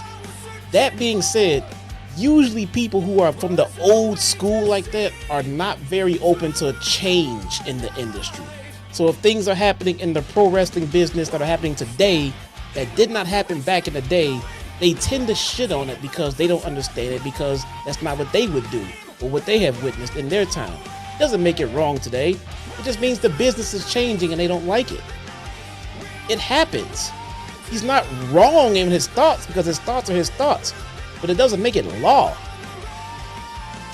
Keep that in mind as you watch the guy. He knows what he's talking about, but maybe the evolution of the business is not something that he's just very comfortable with, which is fine. He's free to think that. That's opinion. Platform that. Yep.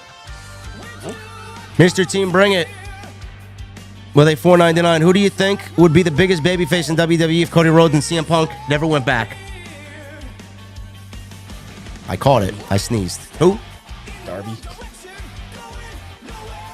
The biggest babyface in WWE would be Darby Allin?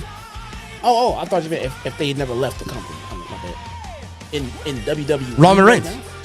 I guess Roman Reigns. Oh no. The theory. I think the question is supposed to mean that they would have moved on from Roman at that point. Who would be that new top guy right now? I don't know. Roman was reportedly going to be taking a part-time role after his run. You know what I'm saying? So Yeah. Cody just happened to come back and fill that spot. But what if he hadn't come back? And what if Punk hadn't came back? Who was going to be the top guy? I don't know. It's a good question. It's actually a good question. Yeah. Blue Jay with a $2 super chat. Need a JD Jesse solo AEW review soon. It'd be great. That would be pretty difficult when Solid Monster does his own review. You can get an AEW review on Tuesday Night Titans sometimes with me and Jason. That's the most you'll get. Johnny Boy with a 5. Naomi was taken out of the movie because of kayfabe Jade attack, bro. What? Naomi was taken out for Jade attack. What sense does that make? The fuck are you talking about? Jade was the one attacked. Naomi's in the movie. Yeah, Naomi is in the movie. Yeah. $2 super chat by Mog. Your thoughts on Rey Fenix getting released? Finally. Good for him. I don't know what took so long. Wanted to make him sweat. Had to pen up a nice, long, lengthy NDA for him. Ryan Fairburn with a $5 super chat coming all the way from New Zealand. Thanks for making Wednesday nights entertaining unlike AEW. Awesome show as always, fellas. Love ya from little old New Zealand. OTS for life. Thank you, Ryan. Brendan Watson with a $4.99. I saw on one of AEW's social media posts is that Tony versus Mariah, the Hollywood ending is Falls Count Anywhere. Oh, is that what they're doing? Yeah, it is. That's great. They said that in the... Oh, did they? Oh, wait. They said that on the collision segment. Yeah. Oh, she's in the hospital. Yes, falls count anywhere, no holds barred, all that shit. Everything's out of the window. And Ryan again with a $2 super chat. How much for a Rampage roundup one day? Negative. Jesse would never watch Rampage. It's gone. It's gone. Good. It's dead. It's gone. There is no Goodbye. more Rampage. Goodbye. And Mog with a $2 super chat. All the way from Canada. Jack Cartwheel looked amazing on Evolve. Oh, I gotta watch. My guy Jack Cartwheel. And Don Parker with a $10 super chat. Excellent review. Show as always. Have to add Cena should say, fuck them kids. OTS for life. I hope he says something. I don't know. Anyway, Jesse, we're done here. Anything you want to say before we get the fuck out of here, man? No, man, I am good. I will see.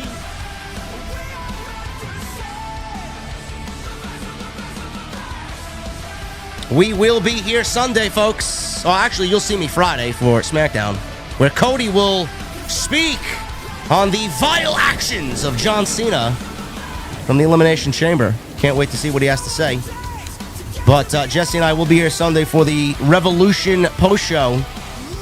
Can't wait. Should be a good time. TK Banks with a $5 super chat. Did you hear that? Stephanie Vaquer, what she said about CMLL. Said no one helped her and she went home crying every day. Well then good. I'm glad she left. Who would hurt that beautiful woman? Who? I don't get it.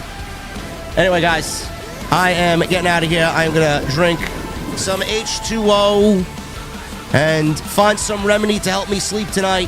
Thank you guys for a great stream. Really appreciate the support. We killed it in January. We killed it in February. We're killing it in March already. You guys are great. Follow me on social media at JD from NY206, Twitter, Instagram, TikTok, and Cameo. Hit that subscribe button down below. Turn on the bell for notifications. Go follow Jesse on social and on YouTube as well. And make sure you guys hit that thumbs up. Strive for 1,000. I know you guys will hit it. And then leave a comment down below. Helps us out in the algorithm. As always, until Friday, guys, hopefully I'm better by then. And I will see you all right here for the Friday Night SmackDown post on Off the Script. I'll see you guys later.